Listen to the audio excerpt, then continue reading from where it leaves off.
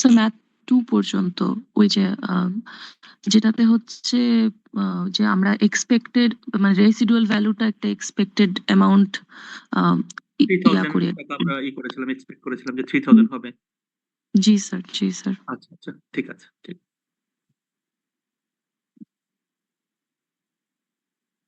তাহলে ওখানে আরেকটা বাকি ছিল, ওটা ওটা দেখিয়ে শেষ করি এই চ্যাপ্টারটা, দেন আমরা নতুন চ্যাপ্টার শুরু করতে পারবো। সাউন্ড তো ক্লিয়ার না সবার কাছে? ওকে।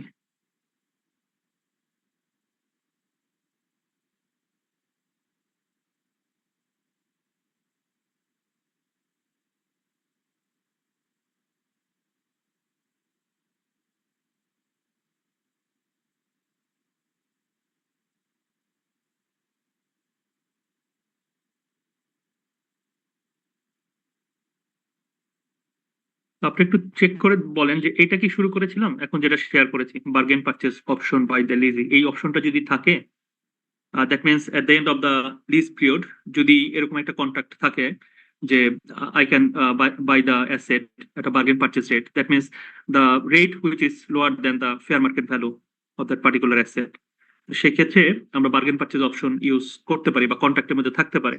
তো সেক্ষেত্রে আসলে ইম্প্যাক্টটা কি হবে এটা আমরা আলোচনা করেছিলাম কিনা আপনাদের ক্লাসে? এটা না স্যার, আমরা শুধু লস পর্যন্ত দিচ্ছি। ওকে ওকে, ঠিক আছে। তাহলে খাতা একটু নোট নিয়ে নেন, যদিও অনলাইনে একটু সমস্যা, এটা হচ্ছে মেজর সমস্যা, মানে ম্যাথটা বোঝানো। তো একটু নোট নিয়ে নেন সবাই খাতায়, যে ম্যাথ 3 বা প্রবলেম 3, যদি কখনো কন্ট্রাক্ট পিরিয়ডের মধ্যে if any clause is included in the lease contract, for example bargain purchase option, then what will be the impact. হ্যাঁ, এরকম একটা হেডলাইন লিখে রাখেন। If a bargain purchase option clause is included in the lease contract, then it's what will be the its impact in accounting treatment?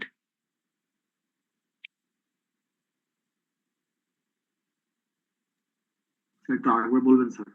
জি জি, sure. সেটা হচ্ছে if a bargain purchase option clause is included in the lease contract, then what will be the impact? সবাই একটু note নিয়ে নেন, আর আমরা একটু slowly যাব, কারণ হচ্ছে গিয়ে এখানে তো আসলে মানে ফলো করাটা একটু ডিফিকাল্ট অনলাইনে। আচ্ছা, আমি অঙ্কটা আবার একটু দেখি, লাস্ট ক্লাসে আমরা যে ম্যাথটা পড়েছিলাম সেটা আমি একটু জাস্ট সামারিটা আপনাদের বলিনি, then it will be useful for you. সেটা ছিল এরকম যে আমরা একটা লিজ নিচ্ছি, সেই লিজটা হচ্ছে 5 ইয়ার্স এর জন্য, লিজটা হচ্ছে 5 ইয়ার্স এর জন্য। এই যে আমরা দেখাচ্ছি আবার, লিজ হচ্ছে 5 ইয়ার্স এর জন্য, এবং আমরা প্রতি বছর তাকে 20,711 টাকা করে আমরা হচ্ছে গিয়ে দিব, লিজ ইনস্টলমেন্টটা দিব, এবং এটা দিব হচ্ছে যেদিন আমরা কিনেছি সেদিন থেকেই, ঠিক আছে, প্রথম বছর থেকে। আরেকটা ছিল হচ্ছে লিজের অ্যাসেট ফেয়ার ভ্যালু হচ্ছে 1 লাখ অ্যান্ড ইউজফুল লাইফ হচ্ছে 7 ইয়ার্স। তো সেটা বেসিসে আমাদের যে লেজর উনি ক্যালকুলেট করে দেখেছেন যে আমাকে আমরা যদি 20,711 টাকা দিই তাহলে হচ্ছে কি উনি মোটামুটি এই 1 লাখ টাকার কাছাকাছি একটা ভ্যালু সে পাবে আর কি। Then the lease contains no renewal option, and renewal কোনো অপশন নেই। আর হচ্ছে দ্যাট মিনস আপনি কি করবেন, লিস্টটা আপনি ফেরত দিয়ে দিবেন। আর একটা হচ্ছে গিয়ে এটার লিজের ক্ষেত্রে ইন্টারেস্ট রেট ছিল 5%, বাট লেজারের ক্ষেত্রে ইন্টারেস্ট রেট ছিল 4%। তো আমরা বলেছিলাম এরকম যে যদি লেজারের রেটটা লিজি জানে এবং হচ্ছে গিয়ে সে রেটটা যদি নর্মালি নর্মালি হতে পারে, সেম হতে পারে বা তার কম হতে পারে বা বেশি হতে পারে, তো সেক্ষেত্রে হচ্ছে গিয়ে লেজার হচ্ছে লিজের রেটটা ইউজ করবে। আর যদি না জানে দেন হচ্ছে গিয়ে কি করবে, সে তার নিজের রেটটা, দ্যাট মিনস হচ্ছে গিয়ে সে যে রেটে বড় করে সেই রেটটা সে ইউজ করবে, 5% রেট সে ইউজ করবে আর কি। তো আমরা এখানে 4% রেট ইউজ করতাম, এবং আমরা ধরে নিয়েছিলাম যে এখানে কোনো বার্গেন পারচেজ অপশন নাই। তো সেই বেসিসে আমরা এইভাবে ক্যালকুলেশন করে দেখিয়েছিলাম আপনাদেরকে যে আমরা প্রেজেন্ট ভ্যালু কিভাবে ক্যালকুলেট করবো। হ্যাঁ, প্রেজেন্ট ভ্যালু ক্যালকুলেশনের এটা ছিল হচ্ছে এই যে 20,711 টাকা, এটা হচ্ছে present value interest factor annuity due, যেহেতু আমরা বলেছি যে at the beginning of the lease term the you have to pay the installment amount. তো সেই ক্ষেত্রে আমরা এই অ্যানুইটি ডিউ ফ্যাক্টরটা ইউজ করে আমরা পেয়েছিলাম 95,890 টাকা।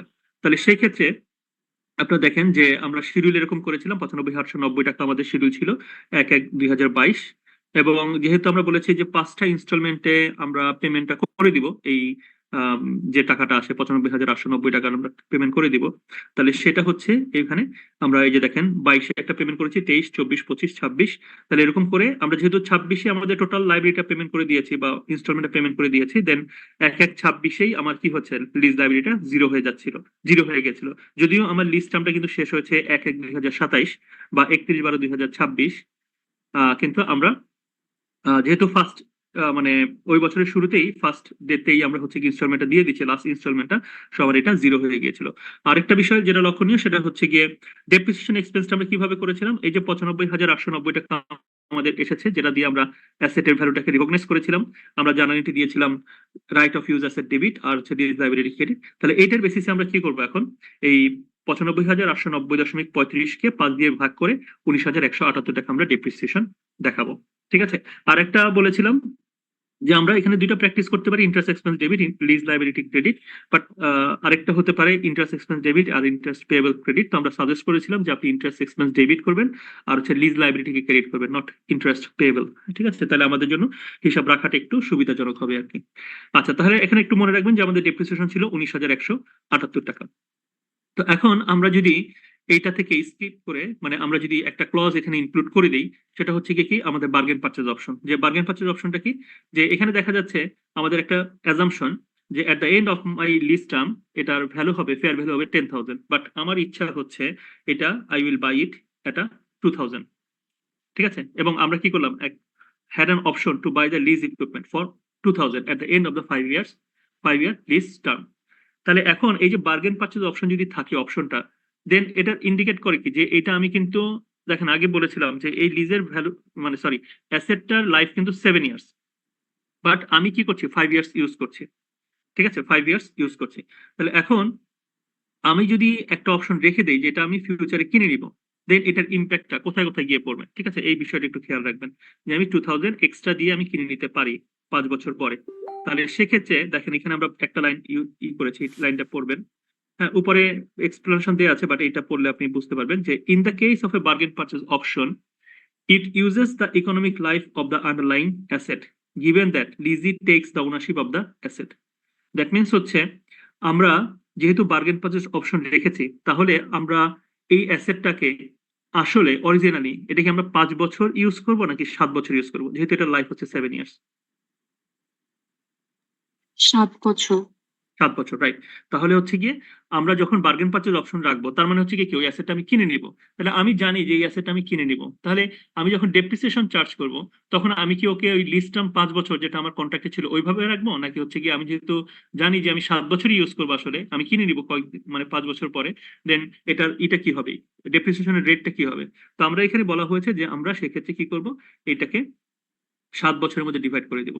ঠিক আছে, তো 7 বছরের মধ্যে যদি ডিভাইড করি, তাহলে কি হবে আমাদের লিজের যে আমরা ডেপ্রিসিয়েশন করেছিলাম সেটা কি হবে, চেঞ্জ হবে। ঠিক আছে, এই যে আমরা এখানে ডেপ্রিসিয়েশন ক্যালকুলেট করেছিলাম, কোথায় গেল,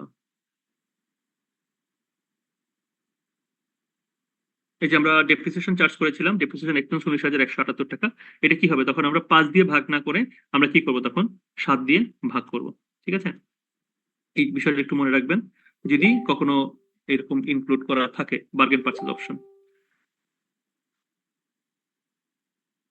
স্যার জি স্যার বার্গেন পারচেস অপশন যদি থাকে তখন কি আমার যত বছরের লাইফ টাইম ওটা দিয়ে ভাগ দিব? ওটা দিয়ে ভাগ দিব, জি। আচ্ছা আচ্ছা, ঠিক আছে।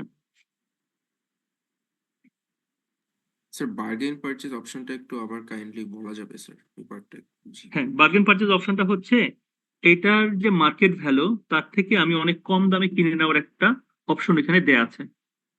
ঠিক আছে, ওইখানে ধর আমরা এস্টিমেট করলাম যে ওইটা তখন আফটার 5 ইয়ার্স এটার ভ্যালুটা হবে হচ্ছে গিয়ে 10,000 টাকা বা 15,000 টাকা, বাট আমি ওর সাথে কন্ট্যাক্ট করলাম যে আমি যদি হয় মানে মানে আমি যদি কিনতে চাই, দেন আমি ওইটাকে 5,000 টাকা দিয়ে কিনে নেব। মানে সেই অপশনটা আমি কি করলাম ওখানে রেখে দিলাম আমার ক্লজের মধ্যে। তাহলে জি বলেন স্যার, সমস্যা নেই।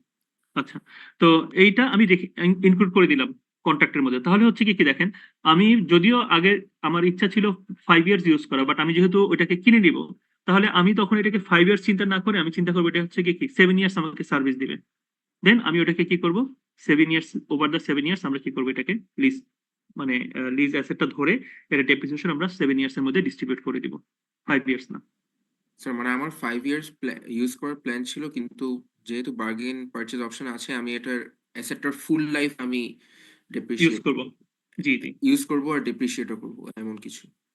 হ্যাঁ, যেহেতু আমি ফুল লাইফ ইউজ করব তাহলে তো আমি ডেপ্রিসিয়েশন সেভাবেই চার্জ করবো। জি স্যার। আর স্যার 5 ইয়ার্স শেষে আমার তো একটা অ্যামাউন্ট দেওয়া লাগবে ইয়েটাকে, তাই না? মানে হ্যাঁ, তাহলে হচ্ছে 5 ইয়ার্স শেষে আমাকে একটা অ্যামাউন্ট দেয়া লাগবে।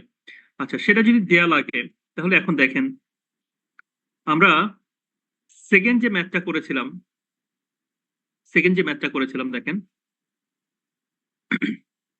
থ্যাংক ইউ, এটা পয়েন্টটা ধরেছেন, আমি মেবি এটা স্কিপ করে যেতাম, মানে মনে থাকতো না হয়তো। দেখেন প্রথম যে অঙ্কটা ছিল সেখানে আমরা ইনস্টলমেন্ট ধরেছিলাম 20,711 প্লাস হচ্ছে 4.62990 হচ্ছে কি আমার প্রেজেন্টেবল ইন্টারেস্ট ফ্যাক্টর এনুইটি।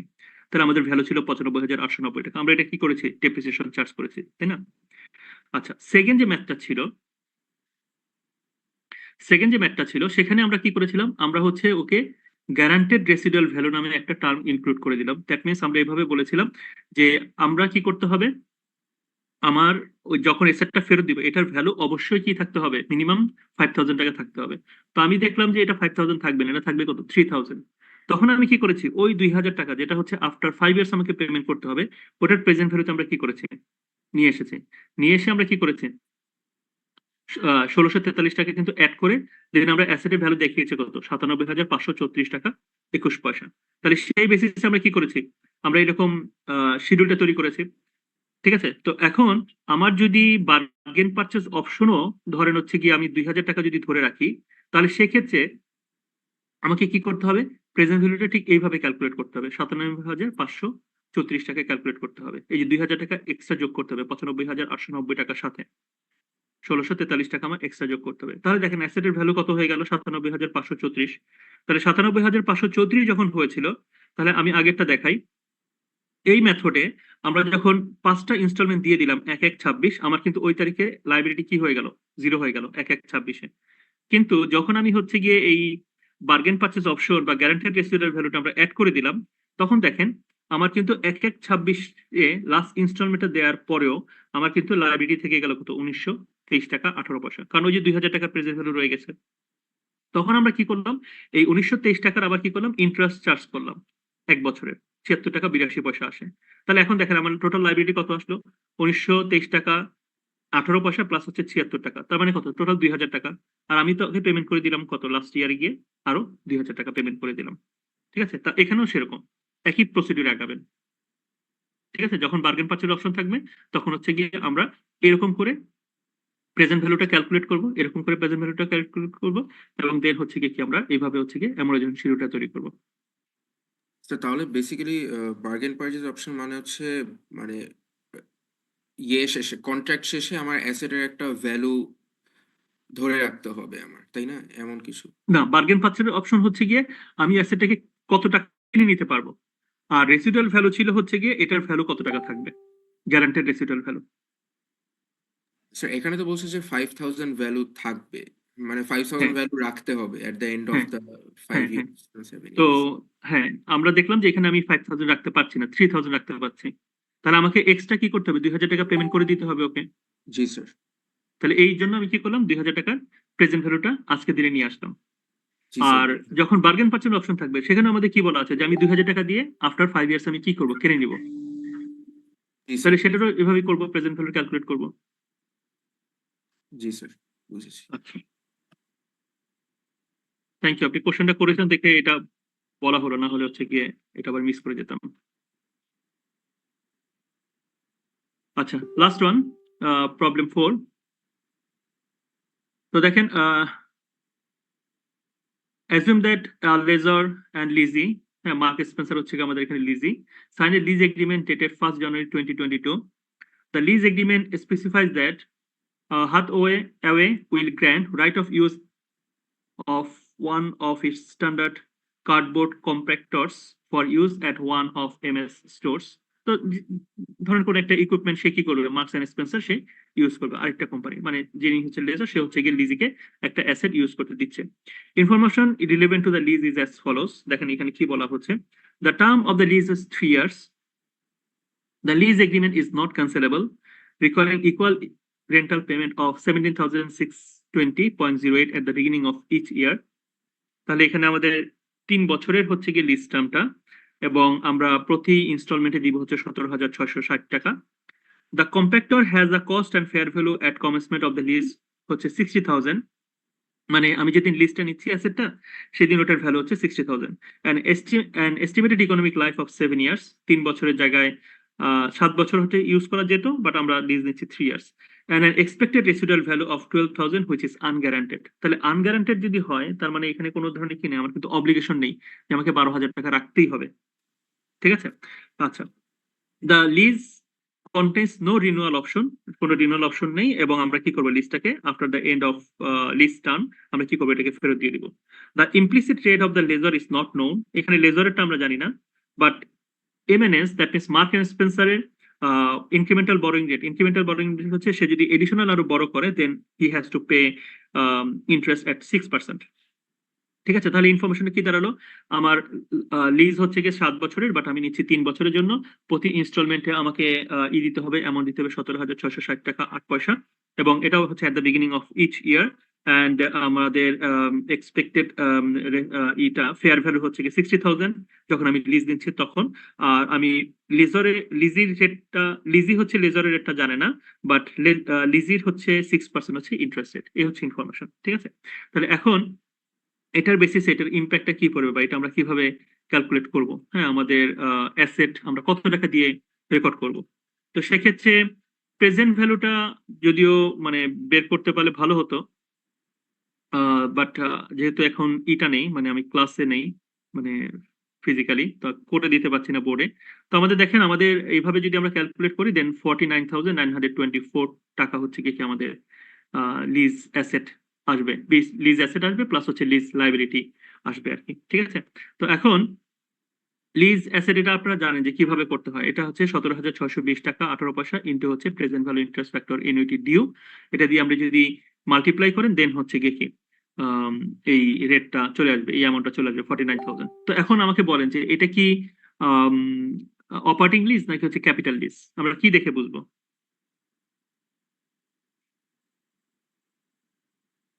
এটা কি আমরা অপারেটিং লিজ বলবো? ফাইন্যান্সিয়াল, তাই না? হ্যাঁ, কি দেখে আপনি বুঝেন যে ফাইন্যান্সিয়াল? So, আমার মনে হচ্ছে ফাইন্যান্সিয়াল। হ্যাঁ অবশ্যই, আমরা 4টা লজিক পড়িয়েছিলাম, একটা হচ্ছে ওনারশিপ ট্রান্সফার হবে কিনা লিজ টার্ম শেষে, মানে অপারেটিং হবে স্যার। আচ্ছা। তা এখন দেখেন স্যার, আমি পয়েন্টগুলো বলছি, হ্যাঁ বলেন বলেন। স্যার এটা ইকোনমিক লাইফের যেহেতু অনেক কম টাইম লিজ নিচ্ছে, প্লাস প্রেজেন্ট ভ্যালু কম অনেক, হুম, জি হুম। স্যার, এই এটার জন্য। লাইফ তো 7 বছর আর ও নিচ্ছে 3 বছরের জন্য, 50% আর কম তো স্যার। হ্যাঁ একটা হচ্ছে 50% এর কম, রাইট। আর আরেকটা হচ্ছে গিয়ে আপনার ইটা কি বলে আপনার এটার ফেয়ার ভ্যালু এবং প্রেজেন্ট ভ্যালু এটা কত পার্সেন্ট হয়? প্রেজেন্ট ভ্যালুটা ফেয়ার ভ্যালুর কত পার্সেন্ট? স্যার অলমোস্ট মানে 80% এর বেশি স্যার। 90% সো ফেয়ার ভ্যালু তো 60% আর এখানে 49,000, সো 49,000, রাইট। 80 এই হচ্ছে 80% ফেয়ার ভ্যালু বেশি। ছিল 60,000, আর 81-82% এখানে হচ্ছে এই যে 60,000 ছিল, আর আমরা এখানে বের করলাম প্রেজেন্ট ভ্যালু হচ্ছে 49,000, তাহলে কত 80% এর কাছাকাছি, তাই না? 81-82% হয় স্যার। আচ্ছা 81-82%, হ্যাঁ। তো এই যে 90% এটা কিন্তু আমরা কি করে বলেছিলাম, মানে অ্যাজিউম একটা অ্যাজাম্পশন ছিল আগে, ঠিক আছে। তো এখানে দেখেন আপনি এইভাবে চিন্তা করবেন যে লিজটা আমরা কি 1 বছরের জন্য নিয়েছি নাকি হচ্ছে মোর দ্যান 1 ইয়ারের জন্য একবারে নিয়ে নিয়েছি? স্যার মোর দ্যান 1 ইয়ারের জন্য নিয়েছি। মোর দ্যান 1 ইয়ার, তাহলে এই ক্রাইটেরিয়ার বেসিসে, যদিও আগের কোনো ক্রাইটেরিয়া ফুলফিল করছে না, বাট এই ক্রাইটেরিয়ার বেসিসে আমরা হচ্ছে কি এটাকে বলবো কি ক্যাপিটাল লিজ বা ফাইন্যান্সিং লিজ। স্যার মানে স্যার এটার বলেন। লাইফ 7 বছর, ও নিচ্ছে 3 বছরের জন্য। হ্যাঁ 50% অনেকগুলো ক্রাইটেরিয়া ছিল, তাই না? অনেকগুলো ক্রাইটেরিয়া ছিল, জি কিন্তু আমরা অপারেটিং লিজে বলেছিলাম কি যে আপনি 1 বছরের জন্য যদি নেন তখন সেটাকে আমরা বলবো কি অপারেটিং লিজ। অপারেটিং জি হ্যাঁ, এবং এরকম হতে পারে যে আপনি 3 বছরের জন্য নিয়েছেন, বাট প্রতি বছর কি করতে হবে, কন্ট্রাক্ট রিনিউ করতে হবে। এই বছর শেষ, লিজ টার্ম শেষ, আপনি কন্ট্রাক্ট যদি রিনিউ হয় ওর সাথে, দেন হচ্ছে গিয়ে কি আবার সে আমাকে লিজ দিবে, আদারওয়াইজ কি সে আমাকে লিজ দিবে না। তাহলে সেই ক্ষেত্রে আমরা হচ্ছে গিয়ে অপারেটিং লিস্টটাকে ইউজ করব, কনসেপ্টটা ইউজ করবো। বাট এটার বাইরে যদি এমন হয় যে আমি টানা 3 বছর ইউজ করবো, দেন সেক্ষেত্রে হচ্ছে গিয়ে কি আমরা এটাকে ফাইন্যান্সিং লিজ বলবো আর কি। ঠিক আছে, এটা একটু খেয়াল রাখবেন। তো এখন দেখেন আমরা কি করেছি, 17,620 টাকা হচ্ছে আমরা লিজ পেমেন্ট দিয়েছি। তাহলে প্রথম বছরই যেহেতু দিয়ে দিয়েছি 49,000 টাকা, আমার যেদিন লাইবিলিটি হয়েছে সেদিন আমি 17,620 টাকা দিয়ে দিয়েছি। Then you do not have to pay any interest on that day, interest on liability zero, that's why. তো সেখান থেকে আমরা কি করলাম, তাহলে এই 49,000 টাকা থেকে 17,620 টাকা এটা আমরা লাইবিলিটি হিসেবে মাইনাস করে দিলাম। মাইনাস করে দেওয়ার পর 32,304। তাহলে এখন এই 32,304 এর উপরে আমরা কত পার্সেন্ট ইন্টারেস্ট রেট ধরবো এখানে? 6%। 6%, হ্যাঁ, এখানে বলা ছিল 6%, তাহলে আমরা 6% করে এখানে ইন্টারেস্টটা দেখাবো। তাহলে 17,620 টাকার মধ্যে আমরা যখন ওকে পেমেন্ট করেছি 17,620, তার মধ্যে ইন্টারেস্ট বাবদ পেমেন্ট করেছি 1,938 টাকা, আর প্রিন্সিপাল বাবদ পেমেন্ট করেছি কত, 15,681 টাকা। তাহলে আমরা 32 থেকে কত মাইনাস দিব, 15,000, 17,000 নাকি 1,900? এই 32,000 টাকা কোন টাকাটা মাইনাস করবো, 15,000? 15,000 স্যার। 15,000 টাকা, রাইট, 15,681 টাকা আমরা মাইনাস করে দিব। তাহলে এখানে থাকবে কত, 16,622। দেন আমরা লাস্ট ইনস্টলমেন্টটা দিয়ে দিলাম। লাস্ট ইনস্টলমেন্টটা দিয়ে দিলে সেটার উপরে ইন্টারেস্ট হচ্ছে 997, আর আমাদের দেখেন প্রিন্সিপাল ছাড়ে 16,622 টাকা। তাহলে সেটা আমি যদি যেহেতু দিয়ে দিয়েছি 17,620 টাকা, দেন এটার ভ্যালু হয়ে গেল 0। ঠিক আছে, তাহলে আমরা লিখবো হচ্ছে কি right of use asset account debit, lease liability credit, lease liability debit, cash account credit, আগের মতোই।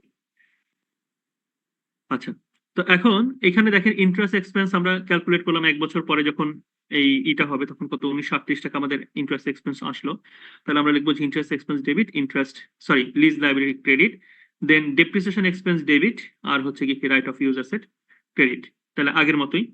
দেন হচ্ছে আমরা যখন পেমেন্টটা করব তখন লিজ লাইবিলিটি ডেবিট করব, ক্যাশ অ্যাকাউন্টকে ক্রেডিট করে দিব। তো এরপরে দেখেন সব আগের মতোই এরকম করে কন্টিনিউ আপনাকে করতে হবে আর কি। ঠিক আছে, তাহলে তাহলে দেখেন আমরা যেটা করতে পারি এখান থেকে সেটা হচ্ছে গিয়ে, যদিও আমরা 4টা ক্রাইটেরিয়া বলেছিলাম, 4টা ক্রাইটেরিয়ার কথা আমরা বলেছিলাম, বাট 4টা ক্রাইটেরিয়ার পরেও যদি আমরা দেখি যে আমরা লিস্টটা নিয়েছি এবং সেই লিস্টটা হচ্ছে গিয়ে কন্টিনিউয়াস হচ্ছে গিয়ে মোর দ্যান 1 ইয়ার একসাথেই কন্ট্রাক্টের মধ্যে ইনক্লুড করা আছে, দেন আমরা হচ্ছে গিয়ে এটাকেও ফাইন্যান্সিং লিজ হিসেবে কনসিডার করে দেন করবো। আর আরেকটা দেখেন এখানে, এই যে আমরা বলেছিলাম যে guaranteed unguaranteed residual value, expected value, residual value হচ্ছে 12,000, which one is unguaranteed? তাহলে যখন আনগ্যারান্টেড হবে তখন এটার কিন্তু কোনো ইম্প্যাক্ট এই ক্যালকুলেশনের মধ্যে আসবে না। ঠিক আছে, তো দেখেন আমরা যখন গ্যারান্টেড বলেছিলাম, গ্যারান্টেড যখন আমরা বলেছিলাম তখন কি করেছিলাম, 5,000 টাকা ছিল গ্যারান্টেড, আমরা দেখলাম যে 3,000 টাকা পর্যন্ত আমরা দিতে হয়তো এটার ভ্যালুটা থাকবে, তাহলে আমরা কি করছি 2,000 টাকা আগে থেকেই এটাকে ইনক্লুড করে রেখেছি। বাট সেম অঙ্কের ক্ষেত্রে আমরা যদি এটা বলতাম যে 5,000 টাকা হচ্ছে গিয়ে residual value but this is unguaranteed, তাহলে আমরা কিন্তু এই ভ্যালুটা এখানে অ্যাড করতাম না। ওই অঙ্কেও তাই হয়েছে। ঠিক আছে, এই মাত্র যেটা করলাম সেখানে যেহেতু আনগ্যারান্টেড বলেছে 12,000 টাকা, তো আমরা কি করি নাই সেটাকে কিন্তু ইনক্লুড করি নাই যে আমরা আসলে 12,000 টাকা দিতে হবে বা এর থেকে কম হবে কিনা, কম হলে কতটুকু কম হবে সেটা আমরা প্রেজেন্ট ভ্যালুর সাথে কি করে দিব, যোগ করে দিব, সেই কাজটা কিন্তু আমরা করিনি। তাহলে আমরা যদি একটু সামারি করে বলি, সেটা হচ্ছে একদম যদি নর্মাল এরকম 4টা অপশন থাকবে, 4টা অপশনের মধ্যে যে কোনো একটা অপশন প্লাস হচ্ছে নতুন আরেকটা অপশন আমরা আপনাদেরকে বললাম, সেটা হচ্ছে গিয়ে আমরা কি কন্ট্রাক্ট পিরিয়ডটা একবারে করছি নাকি হচ্ছে গিয়ে ডিফারেন্ট টাইমে করছি। যদি একই ধারে হচ্ছে গিয়ে আমরা এই অ্যাসেটটাকে ইউজ করি more than 1 year, then it is also financing lease. তাহলে এই 4টা কন্ডিশন প্লাস হচ্ছে একটা নতুন কন্ডিশন, 5টা কন্ডিশন হচ্ছে গিয়ে এখন ইনক্লুড হবে। তো সেই কন্ডিশনে যে কোনো একটা কন্ডিশন যদি আমরা ফুলফিল করি then it is financing lease or otherwise it is operating lease. আর আমরা হচ্ছে গিয়ে প্রথমে এই অঙ্কের ক্ষেত্রে প্রথমে দেখবো যে সে কত টাকা আমাকে ইনস্টলমেন্ট দিতে বলেছে এবং সেটা আমার বছরের শুরুতে দিতে হবে কিনা। যদি বছরের শুরুতে দিতে হয় দেন আমরা present value interest factor annuity সূত্রটা ইউজ করব এবং হচ্ছে গিয়ে অ্যানুয়াল যে ইনস্টলমেন্ট সেটা দিয়ে আমরা মাল্টিপ্লাই করে ওই অ্যাসেটটা প্রেজেন্ট ভ্যালুটা বের করে ফেলবো। ঠিক আছে, তো প্রেজেন্ট ভ্যালু বের করার পরে আমরা কি করবো, এটাকে অ্যাসেট হিসেবে দেখাবো, এটাকে লাইবিলিটি হিসেবে দেখাবো ওই তারিখ থেকে, এবং হচ্ছে আমরা ডেপ্রিসিয়েশন চার্জ করবো 95,890 টাকা।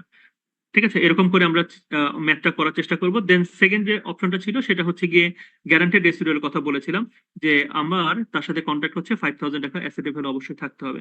তো আমরা যদি দেখি যে না, এই 5,000 টাকা না হয়ে এটা হয়ে যাবে হচ্ছে গিয়ে 2,000 টাকা ধরে নিচ্ছি, তাহলে এই 3,000 টাকা আমাকে কি করতে হবে, at the end of the list term আমাকে পে করতে হবে। তাহলে আমরা যখন প্রেজেন্ট ভ্যালু ক্যালকুলেট করব, তখন আমরা যদি ধরে নেই যে অ্যাসেটের ভ্যালু হচ্ছে 5,000 হতে হবে গ্যারান্টেড, এবং ওইটা আমাদের হিসাব অনুযায়ী এটার ভ্যালু হচ্ছে 2,000 অনলি, তাহলে আমরা কি করবো, তখন এখানে প্রেজেন্ট ভ্যালু হিসেবে 3,000 টাকা নিয়ে আসবো। আর এই অঙ্কে ছিল হচ্ছে গিয়ে আমরা ধরে নিচ্ছি 5,000 টাকা গ্যারান্টেড রেসিডুয়াল ভ্যালু, বাট হচ্ছে আমাদের এস্টিমেশন অনুযায়ী এটার ভ্যালু হবে হচ্ছে কি 3,000, দেন আমরা 2,000 টাকা এখানে অ্যাড করেছি। বাট আমরা যদি অপোজিট ভাবে চিন্তা করি, যে আমরা ওকে গ্যারান্টি দিলাম 5,000, বাট আমরা দেখতে পাচ্ছি যে আমরা যেভাবে ইউজ করি সেখানে এটার ভ্যালু থাকবে অনলি 1,000, দেন তখন আমরা কি করবো, এখানে 4,000 টাকা আমরা ইনক্লুড করে দেন প্রেজেন্ট ভ্যালুটা সরি আমরা প্রেজেন্ট ভ্যালুটা আমরা ক্যালকুলেট করে এখানে শো করবো আর কি। ঠিক আছে, এই হচ্ছে গ্যারান্টেড রেসিডুয়াল ভ্যালুর ক্ষেত্রে। এবং যদি কখনো গ্যারান্টেড রেসিডুয়াল ভ্যালু 4,000 কেন? আচ্ছা আচ্ছা, আমি ডাটাটা চেঞ্জ করে বলছি আর কি, যে ধরেন হচ্ছে তাকে আমরা, তার সাথে আমার কন্ট্রাক্ট হচ্ছে এটার ভ্যালু হচ্ছে 5,000 টাকা হবে, গ্যারান্টেড হতেই হবে 5,000 টাকা, কিন্তু আমার অ্যাজাম্পশন হচ্ছে আমি যেভাবে ইউজ করি এটার ভ্যালু হবে at the end of the list term 1,000 টাকা অনলি। তাহলে এই ক্যালকুলেশনের ক্ষেত্রে আমরা কত টাকা দেখাবো, 4,000 দেখাবো স্যার। 4,000 টাকা, ওই সেন্সে বলছি আর কি। জি ঠিক আছে, স্যার, ঠিক আছে। জি তাহলে এটা গেল হচ্ছে সেকেন্ডটা। এবং এই যখনই আমি গ্যারান্টেড রেসিডুয়াল ভ্যালু ইনক্লুড করব অথবা বার্গেন পারচেজ অপশন ইনক্লুড করব, তাহলে আছে কি আমাকে এরকম একটা এক্সট্রা মানে ভ্যালুটাকে আমরা কি করতে হবে, প্রেজেন্ট ভ্যালুতে কনভার্ট করতে হবে। এবং এটার ইম্প্যাক্ট কোথায় গিয়ে পড়ছে দেখেন, ইম্প্যাক্ট পড়ছে হচ্ছে আমরা যে এই অ্যামোরাইজেশন শিডিউল করছি সেখানে হচ্ছে গিয়ে লাস্ট ইয়ারে গিয়ে 1/1/26 আমাদের লাস্ট ইনস্টলমেন্টটা দেওয়ার পরেও কিন্তু আমার কি থাকছে, কিছু লাইবিলিটি আমার থেকে যাচ্ছে।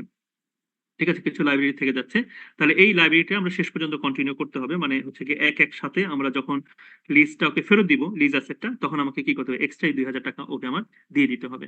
ঠিক আছে, আর এটার আরেকটা ইম্প্যাক্ট হচ্ছে ডেপ্রিসিয়েশন। ডেপ্রিসিয়েশন যখন আমরা চার্জ করব, তখন ডেপ্রিসিয়েশনের ক্ষেত্রে আমরা তখন 97,534 টাকা ডিভাইড বাই 5 এটা আমরা দেখাবো। ঠিক তেমনি যখন আমরা হচ্ছে গিয়ে ধরে বলছি যে এটার বার্গেন পারচেজ অপশন থাকবে, বার্গেন পারচেজ অপশন, তখনও হচ্ছে গিয়ে কি এই একই প্রসিডিউর ফলো করে আমাদের এই ক্যালকুলেশন গুলো করতে হবে বার্গেন পারচেজ অপশনের ক্ষেত্রে। তো সেক্ষেত্রে আরেকটা চেঞ্জ হবে বার্গেন পারচেজ অপশনের ক্ষেত্রে। আমরা যেমন এখানে কি করেছি, আমরা হচ্ছে গিয়ে 5 ইয়ার্স ধরে করেছি, বাট তখন কত হবে যদি অ্যাসেটের লাইফ 7 ইয়ার্স হয়? 7 years. 7 years, right. তখন হচ্ছে কি এটা 7 ইয়ার্স হবে, ভ্যালুটা হবে মানে 7 ইয়ার্স দিয়ে আমরা ভাগ করবো 97,534 টাকাকে। আচ্ছা, তাহলে এটা গেল থার্ড অপশন।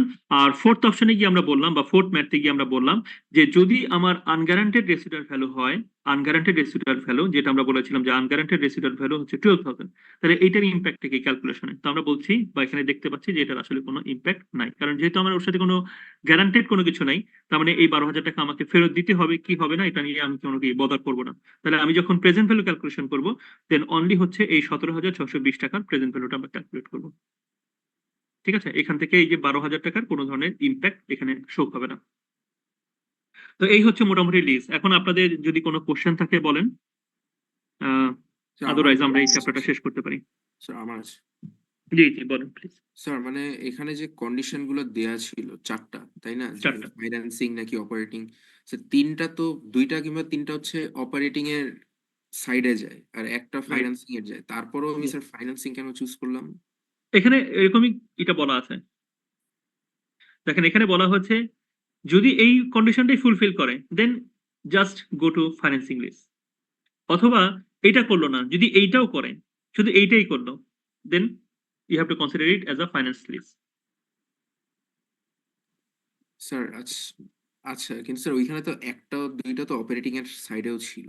হ্যাঁ, কিন্তু ওরকম কোনো বলা নাই যে মানে মেজরিটি কন্ডিশন ফুলফিল করতে হবে কিনা, ব্যাপারটা এরকম না। হ্যাঁ, এই যে দেখেন এখানে বলেছে leases that do not meet any of the 4 criteria are accounted for as operating lease. Sir মানে একটাও ফুলফিল না করলে অপারেটিং হবে। অপারেটিং লিজ, হ্যাঁ, তখন এইভাবে বলা ছিল। আসলে এখন এই অপারেটিং লিজের আসলে মানে এটা নাই, এখন কনসেপ্টটা নাই। কনসেপ্টটা নাই হচ্ছে নাই কেন, মানে নাই বলা যাবে না, আসলে এটা বললেও ভুল হবে। মানে বিষয়টা হচ্ছে এরকম যে আপনার যদি এমন হয় যে 1 বছর হবে ম্যাক্সিমাম, এরপরে আর হবে না, তাহলে আপনি শুধুমাত্র অপারেটিং লিজ দিবেন। কিন্তু এমনও যদি আপনার ইন্টেনশন থাকে যে আমি 1 বছরে নিচ্ছি বা এটা আমি কি করবো ফিউচারে আরো বাড়াবো, তখনও বলছে যে আপনি কি করবেন, ক্যাপিটাল লিজ হিসেবে এটাকে কনসিডার করবেন। মানে ফাইন্যান্সিং। ঠিক আছে, তো এই কারণে নতুন এই আইএফআরএস 16 ওরা বলছে যে আপনি ম্যাক্সিমাম ক্ষেত্রে দেখবেন যে মানে 97 to 8% হচ্ছে গিয়ে ক্যাপিটাল লিজ হবে, আর 2% ক্ষেত্রে হয়তো কি ফাইন অপারেটিং লিজ হতে পারে আর কি। ও আচ্ছা, ঠিক আছে, থ্যাংক ইউ স্যার। হ্যাঁ, আর কোনো কোশ্চেন কারো? স্যার আমি একটা কোশ্চেন করতে চেয়েছিলাম এই টপিকটা নিয়ে। জি, স্যার সেটা হলো যে এখানে যে 4টা অপশন দেখানো হয়েছে, 4টি অপশনের যে কোনো একটি হলেই আমাদেরকে সেটাকে অপারেটিং মানে ফাইন্যান্সিং লিজ। ফাইন্যান্সিং লিজের মধ্যে ফেলায় দিতে হবে জি না স্যার? আর জি, তার বাইরে হলে সেক্ষেত্রে আমরা সেটাকে অপারেটিং লিজ হিসেবে কনসিডার তার করবো। বাইরে। জি জি জি, 4টা যদিও আর আমরা স্যার বলছি, বাট জি আজকে কিন্তু আরেকটা বললাম 5টাও বলছি, যেমন ওই যে আজকে লাস্ট যে অঙ্কটা করলাম ওখানে কিন্তু কোনো কন্ডিশনই ফুলফিল করছে না ওইভাবে, এখানে জি যে স্যার 4টা বললাম। বাট যেহেতু হুম এটা আমি একবারে 3 ইয়ার্স এর জন্য নিয়ে নিয়েছি, হুম সেক্ষেত্রে এটা হচ্ছে কি আমার জন্য ক্যাপিটাল লিজ। জি। স্যার আরেকটা কোশ্চেন ছিল, আনগ্যারেন্টেড যে রেসিডুয়াল ভ্যালুর কথা বলেছিলেন, সেখানে ক্ষেত্রে আমাদের শেষ পর্যন্ত যে আনগ্যারেন্টেড রেসিডুয়াল ভ্যালুটা ছিল ওটা হুম, আমরা কিভাবে মিলাবো সেটা একটু বুঝতে পারিনি তো স্যার। না ওটার কোনো ইম্প্যাক্টই নাই আসলে। ওইটা আনগ্যারান্টেড রেসিডুয়াল ভ্যালুর যে calculation amount to be yes sir. Capitalise, আর এই যে হুম মানে ওটা যদি নাও বলা থাকতো, মানে আনগ্যারান্টেড বলাও থাকতো না, তাহলে হচ্ছে কি আপনাকে এইভাবেই ক্যালকুলেশন করতে হতো। মানে আনগ্যারান্টেড যদি বলা থাকে এটা কোনো ইম্প্যাক্ট আমার এই ক্যাপিটালাইজ অ্যামাউন্টের সাথে ইনভলভ না, মানে কোনো ইম্প্যাক্ট জি নাই আর কি। স্যার। জি জি স্যার। ঠিক আছে, আর স্যার যদি হলো গ্যারান্টেড গিয়ে হয়। যে হুম জি বলেন। স্যার আরেকটা হলো কি স্যার যে বার্গেন পারচেজ অপশন যেটা, সেখানে ক্ষেত্রে আমাদের রেসিডুয়াল ভ্যালুটা কিভাবে মিলাতে হয় স্যার, ওটাও আমি একটু এই যে কনফিউজ এরকম হয়েছিলাম। করে সেকেন্ড ম্যাথটা আমরা যেটা করেছিলাম, ইয়েস স্যার। সেকেন্ড ম্যাথটা আমরা যখন করেছিলাম, এই যে এটা, এই ইয়েস যে স্যার। এইভাবে করে, তখন আমরা বার্গেন পারচেজ অপশন কত ছিল আমরা ধরে নিয়েছি 2000, তাহলে তার প্রেজেন্ট ইয়েস ভ্যালুটা স্যার। বের করবো, প্রেজেন্ট ভ্যালু বের করে দেন 1643 টাকা, তাহলে আমাদের টোটাল ভ্যালু কত আসবে, 97,534 টাকা আসবে তখন অ্যাসেটের ভ্যালু। Yes sir. Yes sir. Thank you sir. Sir আর লাস্ট কোশ্চেন স্যার। জি জি শিওর। স্যার আগেরটা যেমন 2টা আমার অপারেটিং এর ক্ষেত্রে ছিল, একটা ফাইন্যান্সিং এ, তাই না? উল্টা যদি হয় 2টা ফাইন্যান্সিং আর একটা অপারেটিং যায়, তাহলে স্যার কোনটা চুজ করব? বুঝি নাই, দুইটা ফাইন্যান্সিং বলতে? স্যার মানে আগেরটা যেমন 2টা অপারেটিং লিজের সাইডে গিয়েছিল, তাই না? আর একটা ছিল হুম হুম হুম ফাইন্যান্সিং এর। আর হুম, উল্টা যদি একটা হয়, হলেও 2টা আপনার ওটা যদি কি হবে, অপারেটিং ফাইন্যান্সিং এর লিস্ট। সাইডে যায়, 2টা অপারেটিং সাইডে যায়, একটা যদি ফাইন্যান্সিং এর সাইডে যায়, তখন হুম কি হুম, করবো স্যার? মানে উল্টাটা যদি হয় ওটাকেও 2টা ফাইন্যান্সিং ধরবেন, ফাইন্যান্সিং। মানে এখানে ক্রাইটেরিয়া হচ্ছে যে কোনো একটা ক্রাইটেরিয়া ফুলফিল করলেই এটা ফাইন্যান্সিং লিস্ট। আচ্ছা স্যার, ঠিক আছে। ঠিক আছে, মানে ওয়েট দেওয়ার দরকার নেই যে এখানে দুইটা করেছে ও এখানে একটা করেছে তার মানে এটা বেশি, এরকম না। যে কোনো একটা ক্রাইটেরিয়া ফুলফিল করলেই এটা হয়ে যাবে ফাইন্যান্সিং লিস্ট। জি স্যার, ঠিক আছে। ঠিক আছে, তাহলে তাহলে আমরা এই চ্যাপ্টারটা ক্লোজ করি। আচ্ছা, আপনাদের ওই যে নতুন শিডিউলটা আমাকে একটু শেয়ার করেন, যে পরীক্ষার বলেছিলেন যে নতুন একটা শিডিউল দিয়েছে আপনাদের, 20 তারিখ থেকে 20 তারিখ পর্যন্ত ক্লাস এরকম, তাই না? আপনারাই তো বলেছিলেন মেবি, নাকি?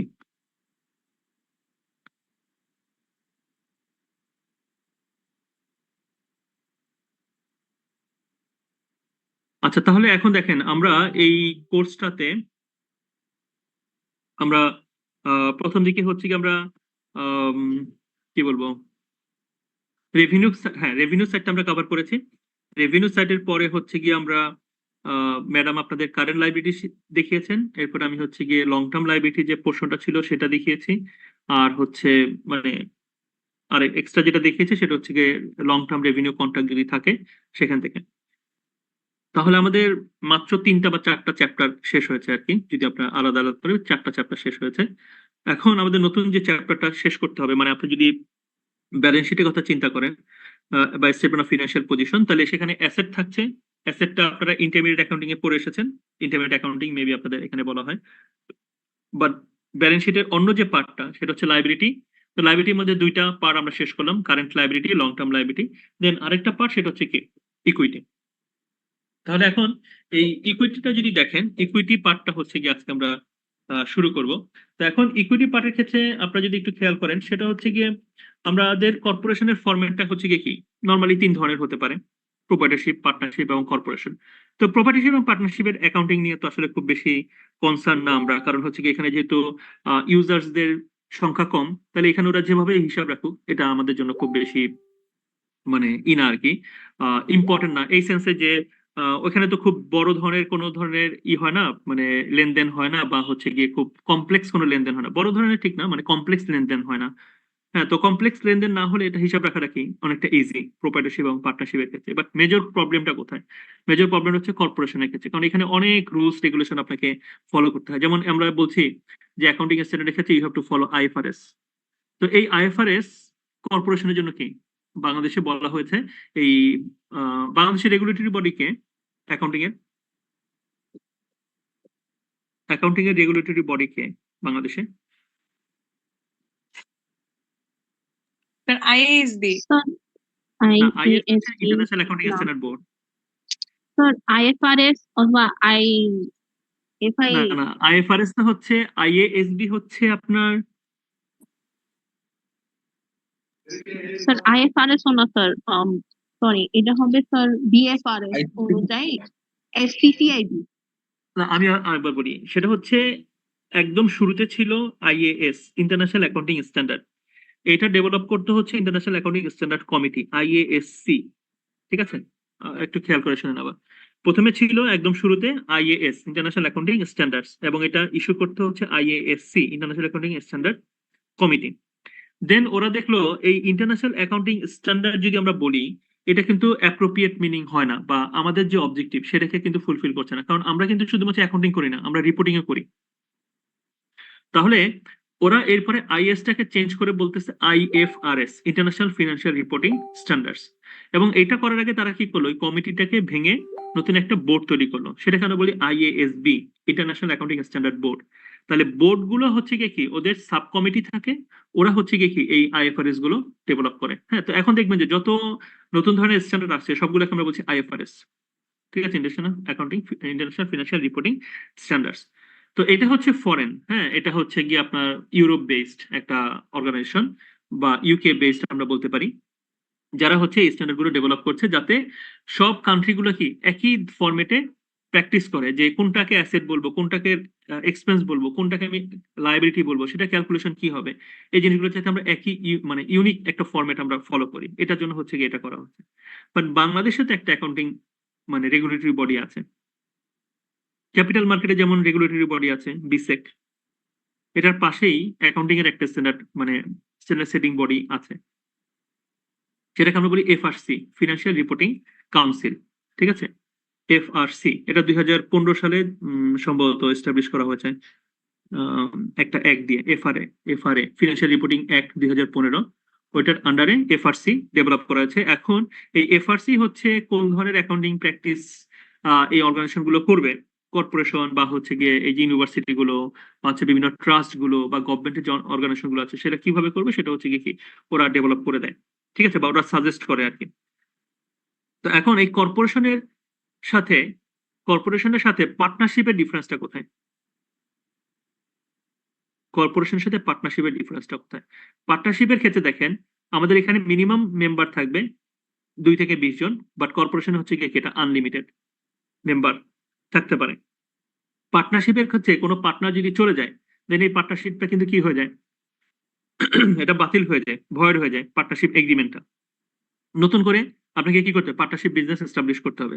বাট কর্পোরেশনের ক্ষেত্রে তা না, আপনি কি করলেন, কর্পোরেশনের ক্ষেত্রে আমরা কি করছি, শেয়ার ইস্যু করছি, এবং এই শেয়ার একজন আরেকজনকে কি করে দিতে পারে, সেল করে দিতে পারে। এতে কি হবে না, এই বিজনেসের অর্গানাইজেশনটা চেঞ্জ হবে না, বা বিজনেসের মানে কন্টিনিউ করতে কোনো ধরনের প্রবলেম হবে না। এবং এখানে আরেকটা ইস্যু আছে, সেটা হচ্ছে পার্টনারশিপের ক্ষেত্রে দেখা যায় যে ওনার যারা থাকেন নর্মালি তারাই কি করেন, বিজনেসের সাথে ইনভলভ থাকেন। বাট কর্পোরেশনের ক্ষেত্রে দেখা যায় কি, there is a separation between management and owner. তার মানে হচ্ছে গিয়ে ওনাররা এখানে টাকা দেয়, কিন্তু বিজনেসটা অপারেট করে কে, ম্যানেজমেন্ট যারা এক্সপার্টাইজড। হ্যাঁ, এবং আপনারা যারা গ্রাজুয়েশনের পরে আপনারা কি করেন, বিভিন্ন অর্গানাইজেশনে জয়েন করে কি করেন, আপনি সেখানে কন্ট্রিবিউট করেন, তাহলে আপনি হচ্ছেন কি পার্ট অফ ম্যানেজমেন্ট। আপনি কন্ট্রিবিউট করছেন, কিভাবে কন্ট্রিবিউট করছেন? Through your expertise, through your experience, অথবা হচ্ছে কি হ্যাঁ মিম কিছু বলতে চাচ্ছিলেন? স্যার কর্পোরেশন আর কোম্পানি দুটো সেম না? Same same right same. Sir তাহলে আমরা যে ব্যালেন্স শিটটা করি এটা কি পাবলিক লিমিটেড কোম্পানির জন্য নাকি প্রাইভেট লিমিটেড কোম্পানির জন্য? দুইটার জন্যই করি আমরা, পাবলিক স্যার প্রাইভেট আপনি যে দুইটার জন্যই বললেন করি। আনলিমিটেড মানে হচ্ছে শেয়ার সংখ্যা বা ইয়ে হচ্ছে আনলিমিটেড, স্যার সেটা তো হচ্ছে পাবলিক লিমিটেডের জন্য। আচ্ছা আচ্ছা, হ্যাঁ হ্যাঁ, আনলিমিটেড বলতে হ্যাঁ সেটা ঠিক আছে, আপনি যেটা পয়েন্টটা ধরেছেন এটা একটু কারেকশন করা দরকার। হ্যাঁ আনলিমিটেড আমি বলতে পারি না, মানে ওইটা হচ্ছে গিয়ে অবশ্যই পাবলিক লিমিটেড কোম্পানির ক্ষেত্রে আমরা বলতে পারি, বা প্রাইভেটের ক্ষেত্রে হচ্ছে গিয়ে 50 জন, বাট পার্টনারশিপের থেকে বেশি আর কি। মানে মেসেজটা দেওয়া ছিল যে পার্টনারশিপে দেখে এখানে এটা বেশি, এবং শেয়ারটা আমরা কি করতে পারি, শেয়ারটা ট্রান্সফার করতে পারি আরেকজনের কাছে। বাট পার্টনারশিপের ক্ষেত্রে কি আমরা শেয়ারটা ট্রান্সফার করতে এই বিজনেস কি হয়ে যাবে, এই নামে আর বিজনেস কন্টিনিউ করতে পারবে না। ঠিক আছে, থ্যাংক ইউ কারেকশনের জন্য। জি আচ্ছা, তো এখন এই কর্পোরেশনের ক্ষেত্রে আমরা কি করছি, মানে শেয়ার ট্রান্সফার করা যেতে পারে, এবং হচ্ছে গিয়ে কি আমরা বলছিলাম যে there is separation between management এবং ওনার। তাহলে ম্যানেজমেন্ট হচ্ছে গিয়ে আপনারা হচ্ছে কি বিজনেসটাকে রান করবেন, বাট আপনারা কিন্তু কি পাচ্ছেন না, মানে ডিভিডেন্ড পাচ্ছেন না, আপনারা কি পাচ্ছেন, স্যালারি পাচ্ছেন। কারণ হচ্ছে গিয়ে কি আপনি কন্ট্রিবিউট করছেন এবং সেই অনুযায়ী কি করছে, সে আপনাকে পেমেন্ট করছে। আর শেয়ার হোল্ডাররা কি পাচ্ছেন, শেয়াররা হচ্ছে আপনি বিজনেস করে যে প্রফিটটা আর্ন করেছেন সেই প্রফিটটা থেকে কি পাচ্ছে, সে একটা অংশ সে ডিভিডেন্ড হিসেবে পাচ্ছে আর কি। তো এই হচ্ছে ইস্যু। তো এখন এখানে দেখেন এই ইসের ক্ষেত্রে, শেয়ারের ক্ষেত্রে হচ্ছে আমাদের বেনিফিটটা কি, মানে আমি কেন ওনার হব, বা আমি কেন একটা কোম্পানিতে ইনভেস্টমেন্ট করব, হ্যাঁ, বা ইনভেস্টমেন্ট করলে আমার সুবিধাটা কি, সুবিধা বা অসুবিধাগুলো কি। বলছে এইগুলো হচ্ছে আমাদের ক্রাইটেরিয়া। বলছে to share proportionally in profit আর লস, তার মানে হচ্ছে যদি বিজনেসে প্রফিট বা লস হয় দেন আপনি কি পাবেন, এটা একটা অংশ পাবেন। Two share proportionally in management, management হচ্ছে কি আসলে ডিরেক্টলি ম্যানেজমেন্ট আপনি ইনভলভ হতে পারেন না, বাট শেয়ার হোল্ডারদের পক্ষ থেকে একটা কমিটি করা হয়, একটা বোর্ড করা হয়, ওটাকে আমরা বলি বোর্ড অফ ডিরেক্টরস। ওই বোর্ড অফ ডিরেক্টরস হচ্ছে কি ম্যানেজমেন্টকে লুক আফটার করে, বা হচ্ছে কি তাকে গাইডেন্স দেয় বা সাজেশন দেয় যে আপনি এইভাবে বিজনেস করেন বা এই ধরনের ডিসিশন নেন, বা হচ্ছে কি এইভাবে বিজনেস স্ট্র্যাটেজি ডেভেলপ করেন। এই কাজগুলো হচ্ছে কি বোর্ড অফ ডিরেক্টরসরা আপনাকে বলে থাকে। তো এখানে মানে ওনাদের একটা ইনভলভমেন্ট থাকে আর কি। দেন হচ্ছে যদি কোনো কারণে অ্যাসেটটা বা ওই বিজনেসটা মানে হয়ে যায়, লিকুইডেটেড হয়ে যায়, ব্যাংক্রাপ্টেড হয়ে যায়, then you have to go for liquidation. এবং সেই ক্ষেত্রে লিকুইডেশনের ক্ষেত্রে দেখেন, যদি লায়াবিলিটি হোল্ডারদের টাকা পরিশোধ করার পরে যদি কোনো টাকা থেকে থাকে বা কোনো অ্যাসেট থেকে থাকে, দেন হচ্ছে কি শেয়ার হোল্ডাররা সেটার একটা অংশ পাবে, প্রপোর্শনের বেসিসে সে একটা কি পাবে, অংশ পাবে। কিন্তু এমন যদি হয় যে আপনার লায়াবিলিটি হচ্ছে 200 টাকা, অ্যাসেট হচ্ছে 100 টাকা, লাইবিলিটি হচ্ছে 200 টাকা, অ্যাসেট হচ্ছে 100 টাকা, তাহলে আপনার লাইবিলিটি কি আরো 100 টাকা বেশি, দেন আপনি অ্যাসেটটাকে বিক্রি করে দিয়ে তো ওই লাইবিলিটি পরিশোধ করতে পারছেন না। তাহলে যদি পরিশোধ করতে না পারেন তাহলে হচ্ছে গিয়ে কি আম, তাহলে হচ্ছে গিয়ে শেয়ার হোল্ডাররা কোনো কিছু পাবে না এখান থেকে। আর হচ্ছে to share proportionately in any new issue of shares, মানে হচ্ছে গিয়ে এখানে বলছে যে আপনি যদি নতুন করে শেয়ার ইস্যু করেন তাহলে ওদের কোনো প্রিমিটিভ রাইট আছে কিনা। তো এখানে বলা হচ্ছে যে হ্যাঁ আমার একটা প্রিমিটিভ রাইট আছে। দ্যাট মিনস হচ্ছে ধরেন একটা কোম্পানি প্রথমে 100টা শেয়ার ইস্যু করলো, বা আপনারা ক্লাসে 50 জন আছেন, প্রত্যেককে 2টা করে শেয়ার দিল, ঠিক আছে। তাহলে আপনারা প্রত্যেকে হচ্ছে কি 2টা করে শেয়ারের মালিক একটা কোম্পানির, বিউপি এ সেকশনের একটা কোম্পানি, সেখানে হচ্ছে আপনার প্রত্যেকে 2টা করে মালিক, এবং আপনি টাকা দিয়ে কিনেছেন, 10 টাকা করে কিনেছেন একটা শেয়ার। এরপরে হচ্ছে ওই কোম্পানিটা আরো নতুন করে আরো 50টা শেয়ার ইস্যু করতে চায়, তাহলে সেক্ষেত্রে আপনারা কি প্রায়োরিটি পাবেন কিনা। তো এখানে বলা হচ্ছে হ্যাঁ you will get the priority.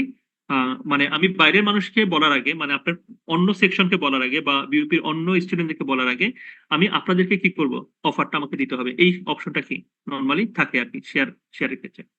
তো আমরা মেইন ইস্যুতে চলে যাই যে শেয়ার কত ধরনের হতে পারে। শেয়ার হচ্ছে 2 ধরনের হতে পারে, এটা আপনারা জানেন, একটা হচ্ছে অর্ডিনারি শেয়ার, একটা হচ্ছে কি প্রেফারেন্স শেয়ার। কেউ কি ডিফারেন্সটা বলতে পারবেন অর্ডিনারি শেয়ার আর প্রেফারেন্স শেয়ারের মধ্যে?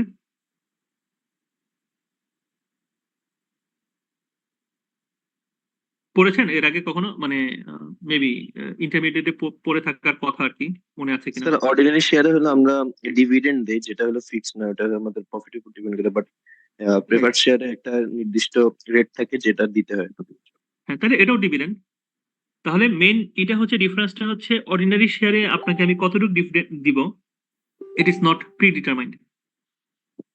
বাট প্রেফারেন্স শেয়ারের ক্ষেত্রে আপনার সাথে যখন আমি শেয়ারটা সেল করেছি তখন এখানে বলা থাকে if there is a profit you will get this percentage, যদি প্রফিট হয়। কারণ প্রেফারেন্স শেয়ারের মধ্যে আবার অনেক ধরনের প্রেফারেন্স শেয়ার আছে, কোথাও কোথাও এটাকে বলা হচ্ছে গিয়ে কিউমুলেটিভ প্রেফারেন্স শেয়ার, আছে নন কিউমুলেটিভ প্রেফারেন্স শেয়ার, ঠিক আছে। তো তো এখানে কিউমুলেটিভ হলে এক ধরনের, নন কিউমুলেটিভ হলে হচ্ছে আরেক ধরনের, বা নর্মাল যদি শেয়ার বলে যে আপনার যদি প্রফিট হয় you will get dividend, otherwise will not get dividend আর কি।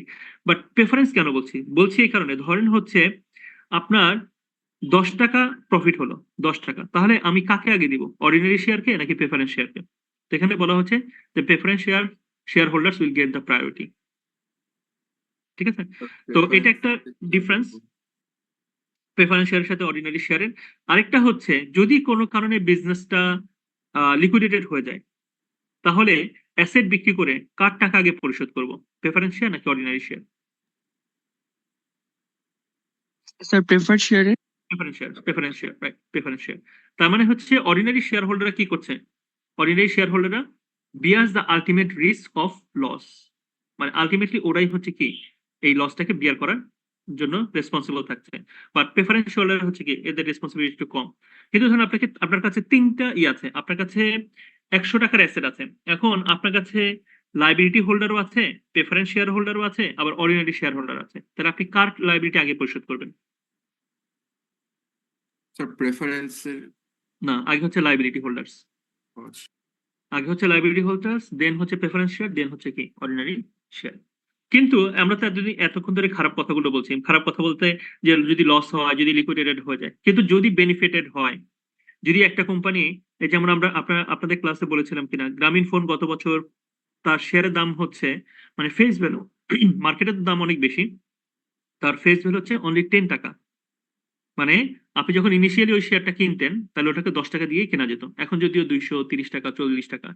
এখন 10 টাকার একটা শেয়ার, এটার প্রফিট কত টাকা করে বলেন তো, ইপিএস কত টাকা মনে আছে কিনা?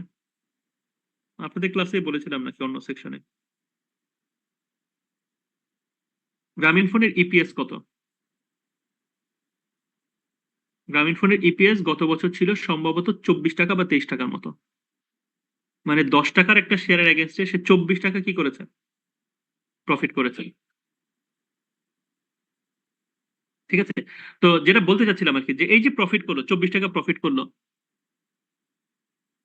24 টাকা প্রফিট করলো, তাহলে এই 24 টাকার আলটিমেট মানে বেনিফিশিয়ারি কারা, liability holder, ordinary share holder নাকি preference share holder?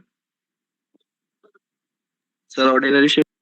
Right, ordinary share holder, কারণ লস হলে ওরা বিয়ার করবে, এবং মানে যদি বেনিফিট হয় হাই, মানে মানে কি বলবো, যে হিউজ অ্যামাউন্ট অফ বেনিফিট যদি সে করতে পারে, ডিভিডেন্ড যদি পায়, তখন হচ্ছে কি অর্ডিনারি শেয়ার হোল্ডার এটা বেনিফিটটা মানে মানে করবে আর কি, এনজয় করবে। আচ্ছা, তো এখন এই যে ইকুইটি আমরা বলছি, ইকুইটির মধ্যে দেখেন কোন কোন এলিমেন্ট গুলো আসতে পারে।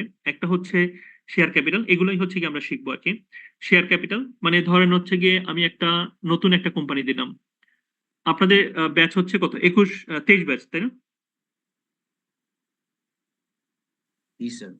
হ্যাঁ, তাহলে আমরা যদি এরকম বলি যে আমরা একটা নতুন একটা কোম্পানি আজকে শুরু করব, বিউপি 23, বিউপি এআইএস 23, এর নামে একটা কোম্পানি আমরা তৈরি করব। তাহলে এখন আমার ইকুইটি সেকশনে কি কি আসতে পারে, তার আগে হচ্ছে গিয়ে আমি তো শেয়ার ইস্যু করব, তাহলে প্রত্যেকটা শেয়ারের কি থাকবে, একটা ফেস ভ্যালু থাকবে, মানে আমি কত টাকা দিয়ে এটাকে বিক্রি করব আপনার কাছে, বা আপনি কিনে নেবেন, ঠিক আছে। তাহলে এটাকে আমরা বলছি কি শেয়ার ক্যাপিটাল। তাহলে আমি যদি 100টা শেয়ার ইস্যু করি এবং প্রতিটার দাম যদি 10 টাকা হয়, তাহলে আমাদের শেয়ার ক্যাপিটাল কত হবে, 1000 টাকা, ঠিক আছে। তাহলে এটা আমাদের ইকুইটির পার্ট। আর এর ছাড়া এটার সাথে কি কি আরো যোগ হয় ইকুইটির মধ্যে, শেয়ার প্রিমিয়াম, দ্যাট মিনস আপনি যদি বেশি দামে শেয়ারটা বিক্রি করেন তাহলে হচ্ছে গিয়ে শেয়ার প্রিমিয়াম হবে। দেন হচ্ছে আপনার যে প্রফিটের যে অংশটা আপনি ডিভিডেন্ড হিসেবে দিলেন না, তাহলে সেটাকে আমরা বলছি কি রিটেন আর্নিংস। দেন আদার কম্প্রিহেনসিভ ইনকাম কি কি আসতে পারে, এটা একটু ভালো করে আমাদের শিখতে হবে, আদার কম্প্রিহেনসিভ ইনকাম কিভাবে আসবে, আমরা কিভাবে প্রেজেন্টেশন করব। দেন ট্রেজারি শেয়ারের নাম শুনেছেন কিনা, ট্রেজারি শেয়ার, যদিও বাংলাদেশে এটা নাই।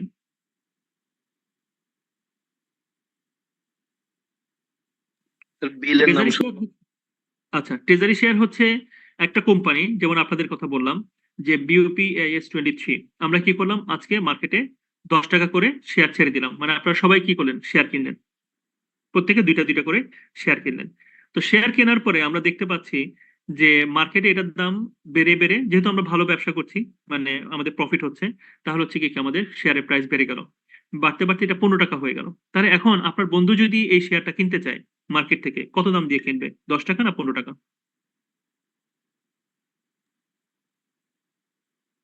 15 টাকা দিয়ে কিনতে হবে। 15 টাকা দিয়ে কিনবে, তখন তাকে মার্কেট রেট দিয়ে কিনতে হবে। আপনি ইনিশিয়ালি পেয়ে গেছেন, এটাকে আমরা কি বলি, আইপিও, ইনিশিয়াল পাবলিক অফারিং। আপনি ইনিশিয়ালি যেটা পেয়ে গেছেন সেটা হচ্ছে কি আইপিও।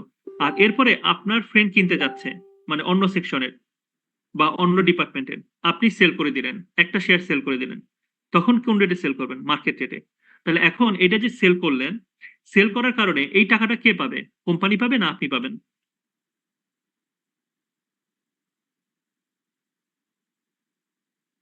তো সেকেন্ড টাইম সেকেন্ডটা আপনি পাবেন, রাইট। তাহলে 10 টাকা শেয়ারটা আপনি 15 টাকা বিক্রি করেছেন, তাহলে 5 টাকা আপনার গেইন হয়েছে, তাহলে এটা আপনার গেইন। কোম্পানির শেয়ার ক্যাপিটাল কি চেঞ্জ হবে, শেয়ারের No, সংখ্যা sir. কি চেঞ্জ না হবে? না, চেঞ্জ হবে না, অ্যামাউন্টও চেঞ্জ হবে না, 10 টাকা 10 টাকাই থাকবে, ও কিন্তু 15 টাকা করে দেখাবে না। তো এরকম করে ধরেন হচ্ছে গিয়ে লেনদেন হচ্ছে, আপনি কোম্পানি ভালো করছে, এটার প্রফিট যোগ হচ্ছে, প্রফিট যোগ হওয়ার সাথে সাথে কি হচ্ছে, আপনি শেয়ারের দাম মার্কেটে বেড়ে যাচ্ছে। তো এখন বেড়ে বেড়ে ধরেন 30 টাকা হয়ে গেল কোন এক বছর, আসার পরে 2019 সালে যখন বা 20 সালে যখন হচ্ছে কোভিড আসলো, তখন কি হলো, বিজনেস টিজনেস বন্ধ, সবকিছু বন্ধ হয়ে গেছে। তো আপনার কি হলো, প্রফিট কমে গেল। প্রফিট কম হয়ে যাওয়ার কারণে কি হলো, শেয়ারের প্রাইসও কমে গেল, শেয়ারের প্রাইস 30 টাকা থেকে হয়ে গেল কত, 20 টাকা। তাহলে এখন মানে ম্যানেজমেন্টের অবজেক্টিভ থাকে সবসময় যে আমি ভালো বিজনেস করব, ভালো বিজনেস করে কি করব, আমি ভালো প্রফিট দেখাবো, প্রফিট দেখানোর পরে কি করব, আমি ভালো ডিভিডেন্ড দিব, ফলে কি হবে, আমার কোম্পানির শেয়ার মার্কেটে বেশি দামে বিক্রি হবে। ঠিক আছে, এটাই হচ্ছে কি objective, one kind of objective, মানে শেয়ার হোল্ডারদের। তো এখন যেহেতু 30 টাকা শেয়ার 20 টাকা হয়ে গেছে, তাহলে কোম্পানি অনেক সময় কি করে, নিজের শেয়ারটা নিজেই কিনে ফেলে, কিনে রেখে দেয়, যেহেতু দাম কমে গেছে। তো তখন কি করে, আমি আমার শেয়ার মার্কেট থেকে কি করলাম, কিনে নিলাম, মানে কোম্পানির কথা বলছি, মানে ইন্ডিভিজুয়াল শেয়ার হোল্ডার না। তাহলে কোম্পানি যদি তার নিজের শেয়ার নিজে কিনে রাখে, ওটাকে আমরা বলি কি, ট্রেজারি শেয়ার। ঠিক আছে, এটা হচ্ছে কি আমরা ট্রেজারি শেয়ার নামে আমরা মানে ই করি আর কি, রিকগনাইজ করি। আচ্ছা, তো এখন দেখেন, তা আমরা এই ইকুইটি সোর্সিংটাকে আমরা মেইনলি দুইটা ভাগে মানে দেখাতে পারি। একটা হচ্ছে কন্ট্রিবিউটেড ক্যাপিটাল, সেটা কোন সোর্সে আসতে পারে, একটা হচ্ছে অর্ডিনারি শেয়ার আমরা সেল করতে পারি, অথবা কি কখনো কখনো আমরা প্রেফারেন্স শেয়ার সেল করতে পারি। তো এখন আপনারা বলেন, আচ্ছা এটার সাথে আরেকটা কি হতে পারে, যে আমরা অর্ডিনারি শেয়ারটা বেশি দামে বিক্রি করতে পারি, তাহলে শেয়ার প্রিমিয়াম চলে আসবে, প্রেফারেন্স শেয়ারটা কি আমরা বেশি দামে বিক্রি করতে পারি। তো আপনি কোন শেয়ারটা ইস্যু করবেন, অর্ডিনারি শেয়ার নাকি হচ্ছে প্রেফারেন্স শেয়ার?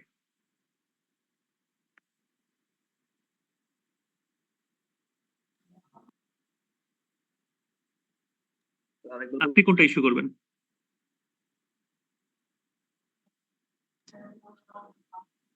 নর্মালি আমরা আগে কি করব, অর্ডিনারি শেয়ারটা ইস্যু করব, অর্ডিনারি শেয়ার। আর প্রেফারেন্স শেয়ারটা কখন ইস্যু করব?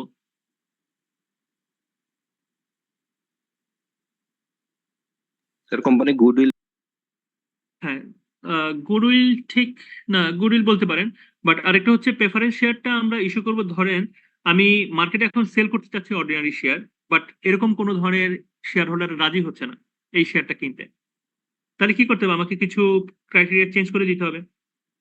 তাহলে আমি কি করলাম, ক্রাইটেরিয়া চেঞ্জ করে দিলাম, ক্রাইটেরিয়া চেঞ্জ করে বললাম যে আপনি ডিভিডেন্ড কত পাবেন সেটা তো আনসার্টেন, তাহলে আমি কি করছি, আপনাকে বলে দিচ্ছি যে আপনি ইউ উইল গেট 10%, 10% হচ্ছে কি আপনি ডিভিডেন্ড পাবেন। তাহলে এই যে আমি ওকে একটা গ্যারান্টি দিয়ে দিলাম, তাহলে ওকে হচ্ছে কি একটু থাকলো, মানে একটু কি বলা যায়,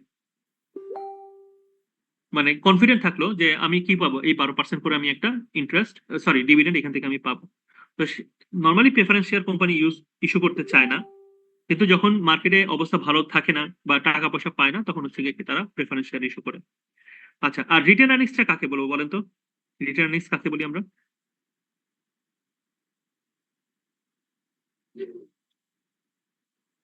রিটেন আর্নিংস কাকে বলি, যখন আমি ডিভিডেন্ডটা না দিয়ে রেখে দিব আর কি, কোন অংশটা? সে যে অংশটা আমার দেওয়ার কথা ছিল ডিভিডেন্ড না হিসেবে। মানে, হ্যাঁ ঠিক আছে, দেওয়ার কথা ছিল, হ্যাঁ বলা যায়, ওইভাবে বলা যায়, তার মানে প্রফিটের যে অংশটা আমরা ডিভিডেন্ড হিসেবে ডিস্ট্রিবিউট করিনি, সেটাই হচ্ছে কি আমার জন্য রিটেন আর্নিংস। ঠিক আছে, আর সেখান থেকে আমরা মাইনাস করবো কি দেখেন ট্রেজারি শেয়ার, সেখান থেকে আমরা মাইনাস করবো হচ্ছে ট্রেজারি শেয়ার। তাহলে এই হচ্ছে আমাদের ইকুইটি পার্ট। আচ্ছা, তো এখন আমরা শেয়ার কতভাবে ইস্যু করতে পারি দেখেন এখানে 5টা কন্ডিশনের কথা বলা আছে। এই 5টা কন্ডিশন আমরা ই করে দেখব। একটা হচ্ছে আমরা যখন শেয়ার ইস্যু করব তখন হচ্ছে গিয়ে শেয়ারের পার ভ্যালু শেয়ার, দ্যাট মিনস হচ্ছে গিয়ে শেয়ারের একটা ফেস ভ্যালু দেয়া থাকবে। কখনো মানে ম্যাক্সিমাম কান্ট্রিতেই হচ্ছে গিয়ে কি শেয়ারের একটা ফেস ভ্যালু দেয়া থাকে। যেমন বাংলাদেশে যতগুলো শেয়ার এখন সেল হচ্ছে, আগে কোনো শেয়ারের দাম 10 টাকা ছিল, কোনো শেয়ারের দাম হচ্ছে গিয়ে 100 টাকা ছিল। তো এটা একটা প্রবলেম। তো সেই প্রবলেমটা দূর করার জন্য হচ্ছে গিয়ে বিসেক বলে দিয়েছে যে প্রতিটা শেয়ারের দাম হচ্ছে কত এখন 10 টাকা, মানে ফেস ভ্যালু 10 টাকা। আর মার্কেটে তো এটা কম দাম বেশি দামে অনেক দামে বিক্রি হতে পারে আর কি, ঠিক আছে। তো আমি যদি আমার অ্যাসেট আমার শেয়ারের যে ফেস ভ্যালু সেই দামে বিক্রি করি সেটাকে আমরা হচ্ছে কি পার ভ্যালু শেয়ার। আর আমি যদি আমার অ্যাসেটকে মানে আমার শেয়ারকে কোনো স্পেসিফিক রেটে বিক্রি না করি, মানে সরি স্পেসিফিক রেট যদি দেয়া না থাকে, দ্যাট মিনস এটা যদি কোনো ফেস ভ্যালু দেয়া না থাকে, দেন এটাকে আমরা হচ্ছে no par share. That means শেয়ারের দাম আমি কত দামে বিক্রি করব এটা এখানে বলা থাকে না। মানে আমি মার্কেটে গিয়ে আমি অফার দিব যে এটা আমি শেয়ার বিক্রি করতে চাই, কে কত দামে কিনবেন, তখন হচ্ছে কি ওখানে মানে একটা হয় বিড হয়, ঠিক আছে, অকশনের মতো বিড হয়। দেন হচ্ছে কি এটা আমরা যে দাম বেশি পাবো সেই দামে কি করবো ওকে আমি সেল করে দিব। আর পার ভ্যালু শেয়ার হচ্ছে কি না আমি একটা নির্দিষ্ট রেট বলে দিব 10 টাকা, এই 10 টাকায় কি করবো আমরা সেল করবো। বাট 10 টাকার বেশি দামে আমি সেল করতে পারি, তখন ওই 2 টাকা মানে আমি যদি 12 টাকায় সেল করি তাহলে যে 2 টাকা আমি বেশি পেলাম ওইটাকে আমরা বলবো প্রিমিয়াম। তাহলে দেখেন আমি পার ভ্যালুতে যদি শেয়ার সেল করি তাহলে এখানে একটা প্রিমিয়ামের অংশ চলে আসতে পারে যদি আমি বেশি দামে বিক্রি করি পার ভ্যালুর থেকে, ফেস ভ্যালু থেকে। আর নো পার শেয়ারের ক্ষেত্রে কোনো ফেস ভ্যালু নাই, তাহলে আমি বেশি দামে কম করলাম না কম দামে করলাম এটা তো বোঝার উপায় নেই। তাহলে এখানে আমরা কি করি না নর্মালি প্রিমিয়াম নামে কোনো অ্যাকাউন্ট আমরা ক্রিয়েট করি না। আর একটা কি হতে পারে যে স্যার শেয়ার নো ইস্যু, পার হ্যাঁ বলেন। স্যার নো পার শেয়ারে কি আমি প্রত্যেকটা ইন্ডিভিজুয়াল শেয়ার হোল্ডারের কাছে আলাদা দামে বেচবো হ্যাঁ শেয়ারটা? হ্যাঁ, ধরুন হচ্ছে আমি আজকে একটা কম্পিউটার নিয়ে বসলাম, আমি বললাম যে একটা গুগল ফর্ম খুলে দিলাম, গুগল ফর্ম খুলে দিয়ে আমি বললাম যে আমি এই শেয়ারটা সেল করতে চাই, আপনারা কে কত দামে কিনবেন। তাহলে কেউ বললো যে 12 টাকা দিয়ে কিনবো, কেউ বললো 13 টাকা দিয়ে কিনবো 100টা শেয়ার, কেউ বললো হচ্ছে 12 টাকা দিয়ে কিনবো 200 শেয়ার, কেউ বললো 15 টাকা দিয়ে কিনবো আমি হচ্ছে গিয়ে 10টা শেয়ার। তাহলে আমি কি করবো 10টা শেয়ার 15 টাকা যে দিয়েছে তাকে দিব, 13 টাকা যে দিয়েছে তাকে হচ্ছে কি 100 শেয়ার দিব, যে 12 টাকা দিয়েছে ই করে দিব, হ্যাঁ। এবং এই পুরোটাই হচ্ছে কি আমার জন্য শেয়ার ক্যাপিটাল, এখানে কোনো ধরনের প্রিমিয়াম অ্যাকাউন্ট নামে কোনো কিছু আসবে না। বাট পার ভ্যালুতে যদি আমি ইস্যু করি তখন হচ্ছে কি ফেস ভ্যালু থেকে যতটুকু বেশি হবে ওটাকে আমরা বলবো কি শেয়ার প্রিমিয়াম, দেখাচ্ছি ওটা। দেন হচ্ছে কখনো শেয়ার ইস্যু নন ক্যাশ ট্রানজাকশনে হতে পারে। আর হচ্ছে গিয়ে কস্ট অফ ইস্যুইং শেয়ার, মানে হচ্ছে গিয়ে আমি যদি শেয়ার ইস্যু করতে চাই দেন এটার একটা কস্ট ইনকার হয়, হ্যাঁ। যেমন হচ্ছে গিয়ে আমাকে কি করতে হয়, আমাকে হচ্ছে একটা ওটাকে বলে কি আম, এটাকে বলে হচ্ছে মার্চেন্ট ব্যাংক, বাট আরেকটা নাম আছে, মার্চেন্ট ব্যাংক আপাতত ধরে রাখেন। তো ওই কোম্পানি হচ্ছে দায়িত্ব নেয় যে আমার টোটাল শেয়ার কি করে দিবে, সে সেল করে দিবে। এবং হচ্ছে কি এটার জন্য যে প্রসিডিউর মানে আমাকে যে প্রসিডিউর ফলো করতে হবে এই সব কাজ কি করবে ও করে দিবে। তাহলে ওকে আমার কি করতে হয় ফি দিতে হয়, ব্যাংকে একটা ফি দিতে হয়, আমার রেগুলেটরি অথরিটিকে ফি দিতে হয়, ঠিক আছে। তাহলে এই যে কস্টিংটা এই কস্টিংটা আমরা কিভাবে আমরা দেখাবো, আমরা কি এটা শেয়ার ক্যাপিটাল থেকে মাইনাস করবো নাকি হচ্ছে কি আমরা এটাকে এক্সপেন্স হিসেবে দেখাবো, ঠিক আছে। এই জিনিসটা হচ্ছে কি আমরা দেখার চেষ্টা করবো। তো পার ভ্যালু অফ শেয়ার দেখেন এখানে আমরা এই সরাসরি এটাতে চলে যাই। আমরা যেহেতু আলোচনা করেছি যে দেখেন এখানে ভিডিও ইলেকট্রনিক কর্পোরেশন সে কি করেছে 10,000 অর্ডিনারি শেয়ার আমরা সেল করবে, না সরি অথরাইজ শেয়ার হচ্ছে কি 10,000, দ্যাট মিনস হচ্ছে সে টোটাল 10,000 শেয়ার মার্কেটে ইস্যু করতে পারবে, ঠিক আছে, টোটাল 10,000 করতে পারে। বাট আজকে দিনে সে কতগুলো করছে দেখেন, if video electronic corporations issue 500 share for cash at 10 per share, 10 টাকায় করে যদি সেল করে কতগুলো শেয়ার সেল করেছে 10,000 শেয়ার নাকি 500 শেয়ার, সে 10,000 পর্যন্ত করতে পারবে, তার পারমিশন আছে। বাট সে করেছে কত আজকে 500, তাহলে 500 ইন্টু 10 দ্যাট মিনস হচ্ছে 5,000। তাহলে সে কি লিখবে cash debit share capital ordinary credit 5,000, ঠিক আছে। কিন্তু সে যদি এই শেয়ারটা যেটার ভ্যালু হচ্ছে 10 টাকা ফেস ভ্যালু, সেটা যদি সে 11 টাকায় সেল করে, তার মানে 1 টাকা হচ্ছে কি তার জন্য প্রিমিয়াম, মানে আমি 1 টাকা বেশি দামে দিয়ে বিক্রি করতে পারছি, শেয়ার প্রিমিয়াম। তাহলে সেক্ষেত্রে আমরা কিভাবে এন্ট্রি দেবো? Cash debit, share capital ordinary credit, then নতুন একটা অ্যাকাউন্ট চলে আসবে শেয়ার প্রিমিয়াম অর্ডিনারি ক্রেডিট 500 টাকা। তাহলে দেখেন উপরটার সাথে এটা ডিফারেন্সটা কোথায়? উপরের সাথে ডিফারেন্স হচ্ছে এখানে আমি ফেস ভ্যালু থেকে বেশি দামে বিক্রি করছি, তাহলে যতটুকু বেশি দামে বিক্রি করছি ওটা হচ্ছে কি আমার জন্য শেয়ার প্রিমিয়াম। ঠিক আছে, কিন্তু এখন নো পার শেয়ারের ক্ষেত্রে আমাদের কি হবে? নো পার শেয়ারের ক্ষেত্রে কি হচ্ছে যে আমরা এখানে যে দামে বিক্রি করবো ওইটাই হচ্ছে কি আমার জন্য শেয়ার ক্যাপিটাল, যে দামে আমি বিক্রি করবো ওইটাই হচ্ছে আমার শেয়ার ক্যাপিটাল। দ্যাট মিনস এখানে আমার ফেস ভ্যালু হচ্ছে 10 টাকা বলে দিচ্ছি, বাট ওখানে কোনো ফেস ভ্যালু থাকবে না। তাহলে যদি ফেস ভ্যালু না থাকে, তাহলে আমি যদি 11 টাকায় বিক্রি করি, 12 টাকায় বিক্রি করি, তাহলে সবগুলোই হচ্ছে কি আমার জন্য শেয়ার ক্যাপিটাল হবে, শেয়ার প্রিমিয়াম নামে কোনো অ্যাকাউন্ট সেখানে আসবে না। যদি এই প্র্যাকটিসটা আসলে সব দেশে হয় না, খুব লিমিটেড কিছু কান্ট্রিতে হয়তো হয়, হ্যাঁ, আমাদের দেশে এটা নাই, নো পার শেয়ার বলতে কোনো কিছু নাই। তো দেখেন এখানে কি বলেছে যে 500টা শেয়ার সে 10 টাকা করে বিক্রি করেছে, তাহলে জানাটি কি দিবে? Cash debit, share capital ordinary credit. কিন্তু 500টা শেয়ার সে 11 টাকা করে সেল করেছে আবার, বা অন্য এক সময়, তাহলে সে তখন কি লিখবে? Cash debit, share capital ordinary credit.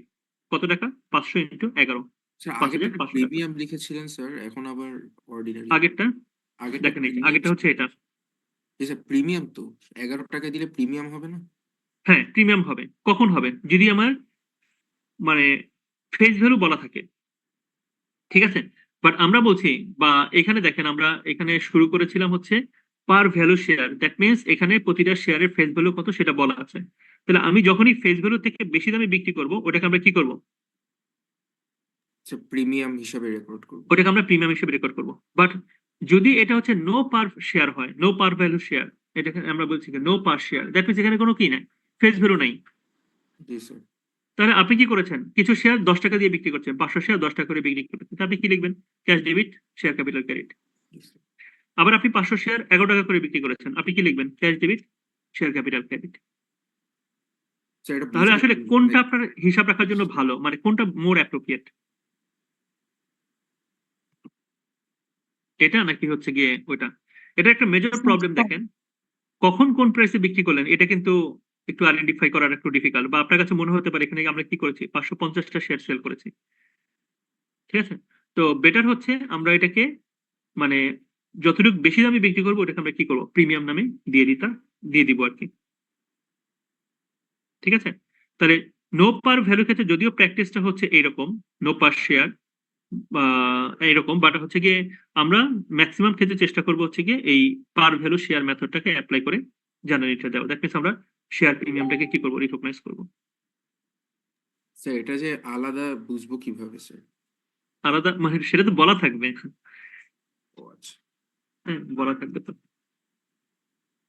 আচ্ছা, এরপরে আসেন হচ্ছে নেক্সট যে ইস্যু, সেটা হচ্ছে আপনি দুইটা শেয়ার একসাথে সেল করেছেন, দুইটা শেয়ার সেল করলে আহ দুইটা শেয়ার একসাথে সেল করেছেন এবং একবারে টাকা পেয়েছেন, তাহলে টাকা পেলে আপনি শেয়ার এ কে কত টাকা দেখাবেন আর শেয়ার বি কে কত টাকা দেখাবেন, সেটা হচ্ছে এখানে বলা হয়েছে। তো সেক্ষেত্রে আমরা দুইটা মেথড ফলো করি, একটা হচ্ছে প্রপোর্শনাল মেথড, একটা হচ্ছে ইনক্রিমেন্টাল মেথড।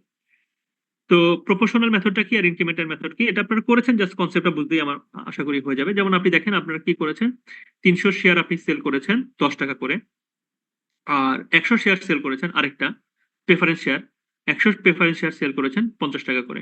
তাহলে আপনি কয়টা শেয়ার সেল করেছেন? দুইটা শেয়ার, দুইটা ক্যাটাগরি শেয়ার। একটা হচ্ছে অর্ডিনারি শেয়ার হচ্ছে 300 ইন্টু 10, আরেকটা করেছেন 100 ইন্টু 50। এখন সেই হিসাবে আপনার টোটাল আসা উচিত ছিল 300 ইন্টু 10 হচ্ছে ও সরি সরি সরি, এখানে দেখেন আরো ইনফরমেশন দেওয়া আছে, 10 টাকা হচ্ছে তার ফেয়ার মানে পার ভ্যালু, বাট আপনি সেল করেছেন the ordinary share have a market value of 20 per share, that means হচ্ছে গিয়ে 20 টাকা আপনি মার্কেটে বিক্রি করলে পাবেন, 10 টাকার শেয়ার আপনি 20 টাকা বিক্রি করতে পারবেন।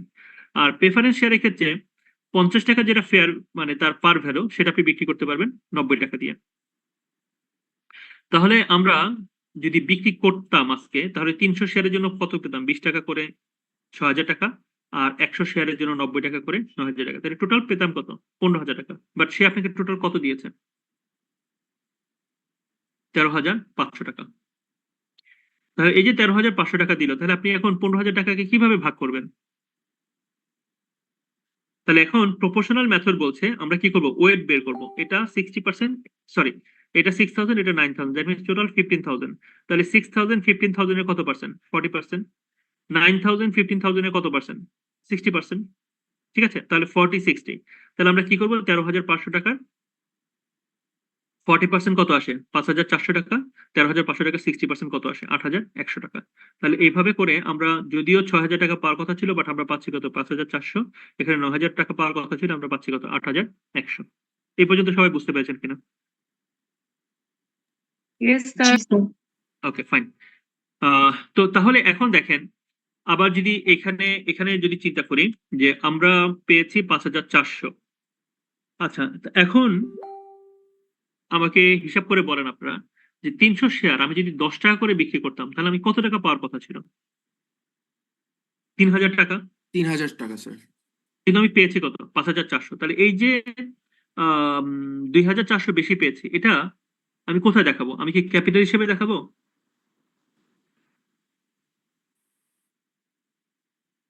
নাকি হচ্ছে আমরা প্রিমিয়াম হিসেবে দেখাবো? প্রিমিয়াম হিসেবে দেখাবো। রাইট, প্রিমিয়াম হিসেবে দেখাবো। তাহলে সেক্ষেত্রে দেখেন আমরা দেখাবো যে আমরা ক্যাশ পেয়েছি 13,500 টাকা, তার মধ্যে অর্ডিনারি শেয়ার, এটা, আচ্ছা প্রিমিয়াম শেয়ারটা মেবি, হ্যাঁ অর্ডিনারি শেয়ারটা দেখেন, অর্ডিনারি শেয়ার ক্যাপিটাল সেটা হচ্ছে কত? 3,000 টাকা। আর 2,400 টাকা যেটা আমি বললাম সেটা আমি দেখাবো কি? Share premium. ঠিক তেমনি প্রেফারেন্স শেয়ারের ক্ষেত্রেও দেখেন, প্রেফারেন্স শেয়ারের ক্ষেত্রে আমরা সেল করেছি 100 টাকা, তার ফেস ভ্যালু কত? 5,000। তাহলে কত আসা উচিত ছিল? 5,000 টাকা। কিন্তু আমি পেয়েছি কত? 8,100 টাকা। 100 টাকা, তাহলে 3,100 টাকা আমি বেশি পেয়েছি। তাহলে এই 3,100 টাকা আমি কি হিসেবে দেখাবো?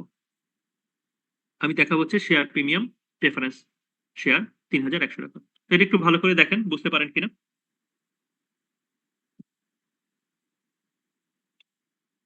তাহলে ফেস ভ্যালু থেকে যেটাই আমি বেশি দামে বিক্রি করব, ওইটা আমরা কি করব? শেয়ার প্রিমিয়ামে নিয়ে যাব।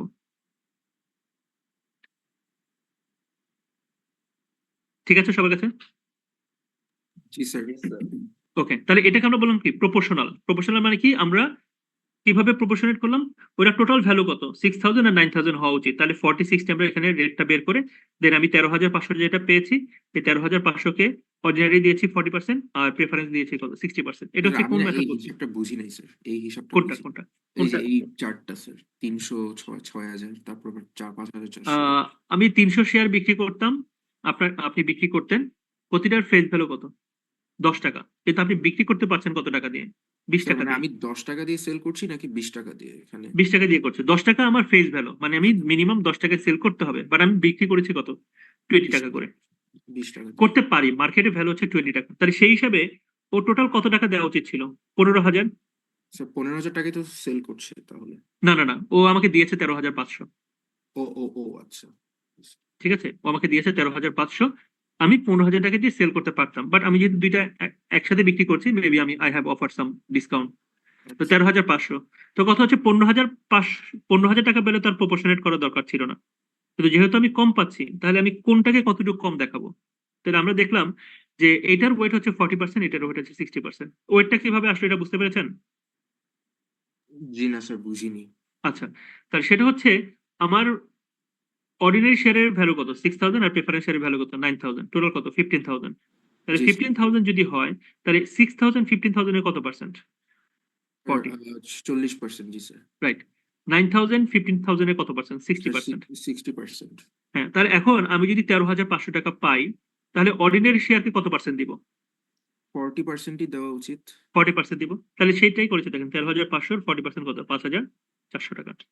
স্যার তাহলে এখানে আমি মানে 15,000 টাকায় সেল করছি নাকি 13,500 টাকায় সেল করছি? 13,500 টাকায় সেল করছি। স্যার আমার বেশি 15,000 টাকায় টাকা। সেল করার অপরচুনিটি থাকতে আমি কম টাকায় কেন সেল করছি?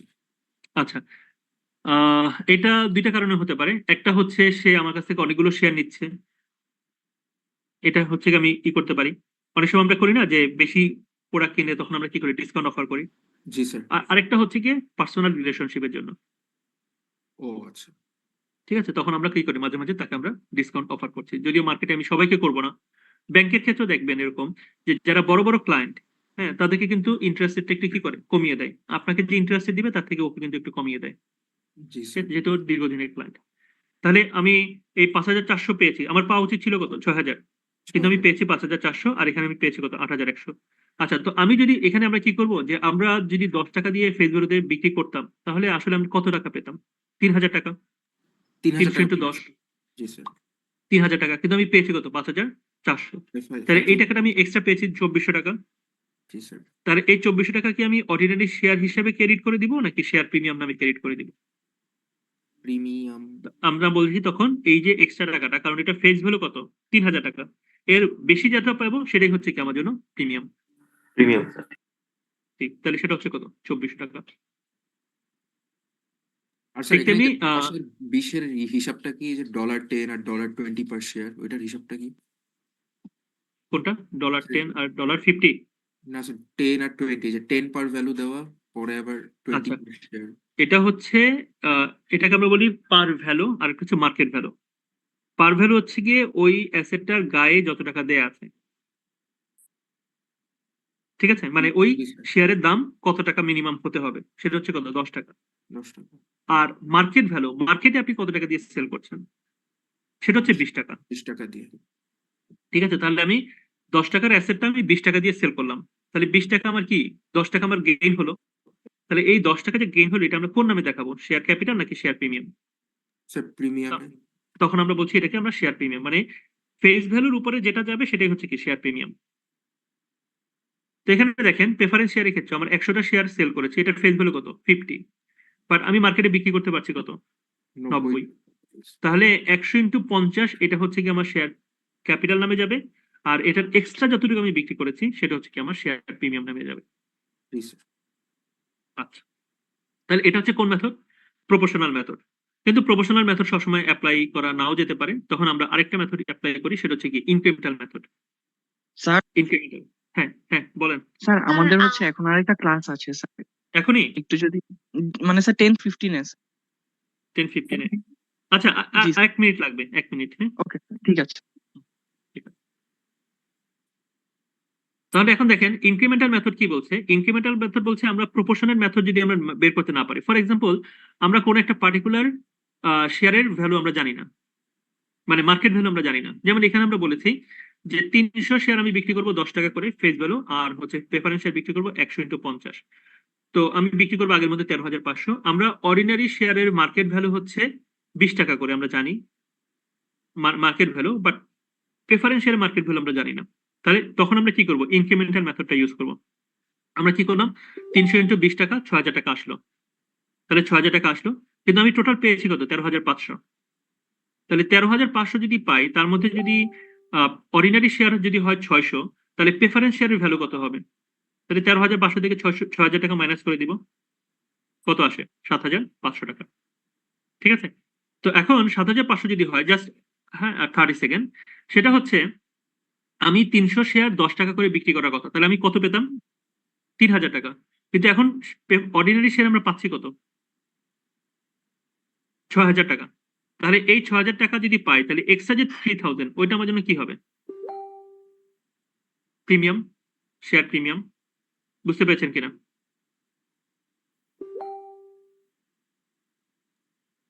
Yes sir. আচ্ছা, আর বাকিটা এই যে দেখেন, বাকিটা হচ্ছে গিয়ে আম, আমাদের যে প্রেফারেন্স শেয়ার সেটা হচ্ছে কত 7,500 টাকা থেকে যাচ্ছে। তাহলে এখন দেখেন প্রেফারেন্স শেয়ারের ক্ষেত্রে 100 × 50 মানে কত হওয়া উচিত ছিল 5,000 টাকা, 5000। কিন্তু আমি পেয়েছি কত 7,500। তাহলে 2,500 টাকা আমি বেশি পেয়েছি, তাহলে ওটা কিসে যাবে, premium. Share premium, preference share. ঠিক আছে, তো আমরা দেখি আবার নেক্সট ক্লাসে এটা একটু আলাপ করবো, তাহলে হচ্ছে কি আমার মনে হয় যে আরো ক্লিয়ার হবে আর কি। ঠিক আছে, তো আমি রোল কলটা করে ফেলি না?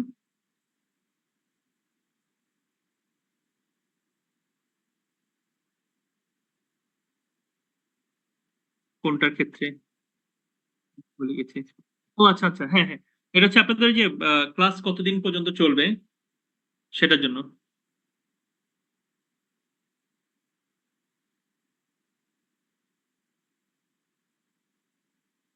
কিন্তু এত আগে দিয়ে দিল কেন, মানে আমাদের তো অনেক কিছু বাকি তাই না এখনো।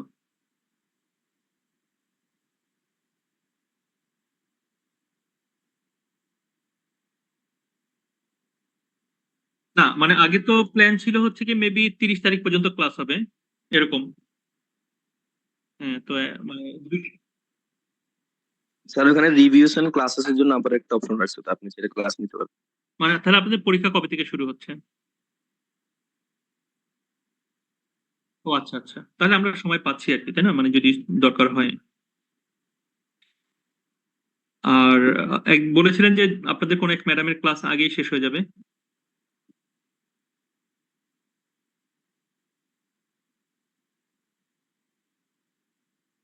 আচ্ছা আচ্ছা,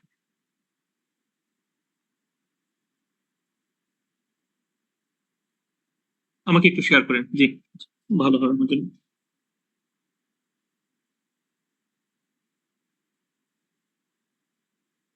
আপনাদেরকে ক্লাসে আলাপ করা হয়নি?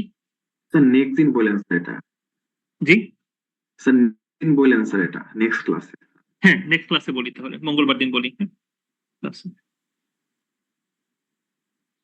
ওকে, responsive roll call. Roll number 9, roll number 9 পে সেকশন তো আপনারা না?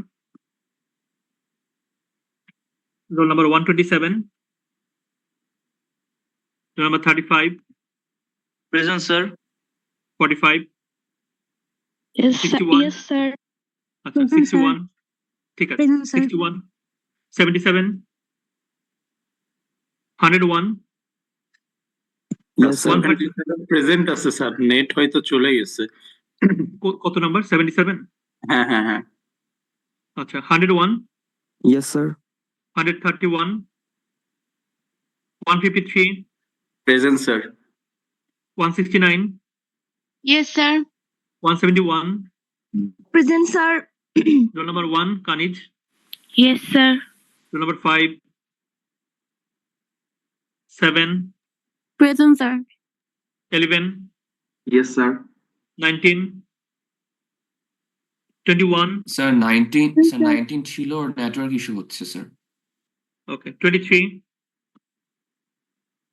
25, Present, sir.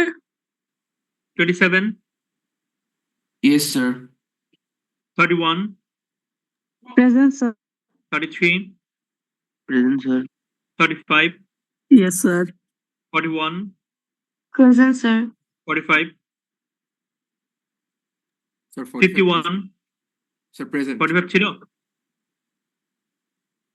আচ্ছা হ্যাঁ, 51,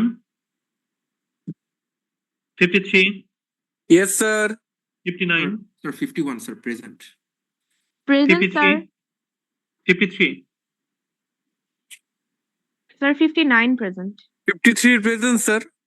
আচ্ছা 61, Present, sir. 65, 65 চ্যাট বক্সে লিখছে। 67, present sir. okay, 69, Yes, sir. 75, Yes, sir. 77, Present, sir. 79, Yes, sir. 89, present sir. 91, 93, 97, 97, Present, sir. 101, Present, sir. 105, Yes, sir. 9, Present, sir. 11, 13, Yes, sir. 13. 15, Yes, sir. 19, Present, sir. 25, 125 আছেন? Yes, sir. Present, sir. 125. 127, okay, Present, sir. 127, 129, Present. 131, Present, sir. 133, Present, sir. 137, 141, 143,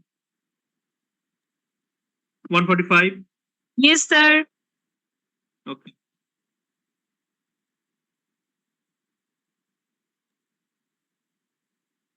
Zero five মানে 23, 23 present.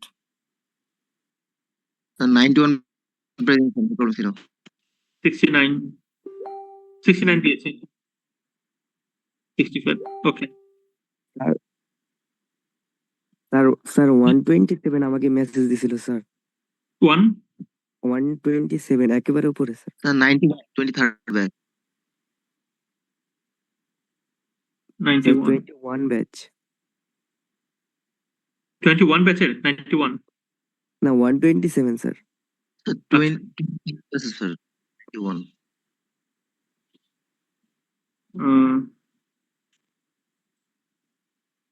Sir উপরে একেবারে হ্যাঁ বলেন 90 হ্যাঁ কত sir 127 21 batch. 127 ওকে ওকে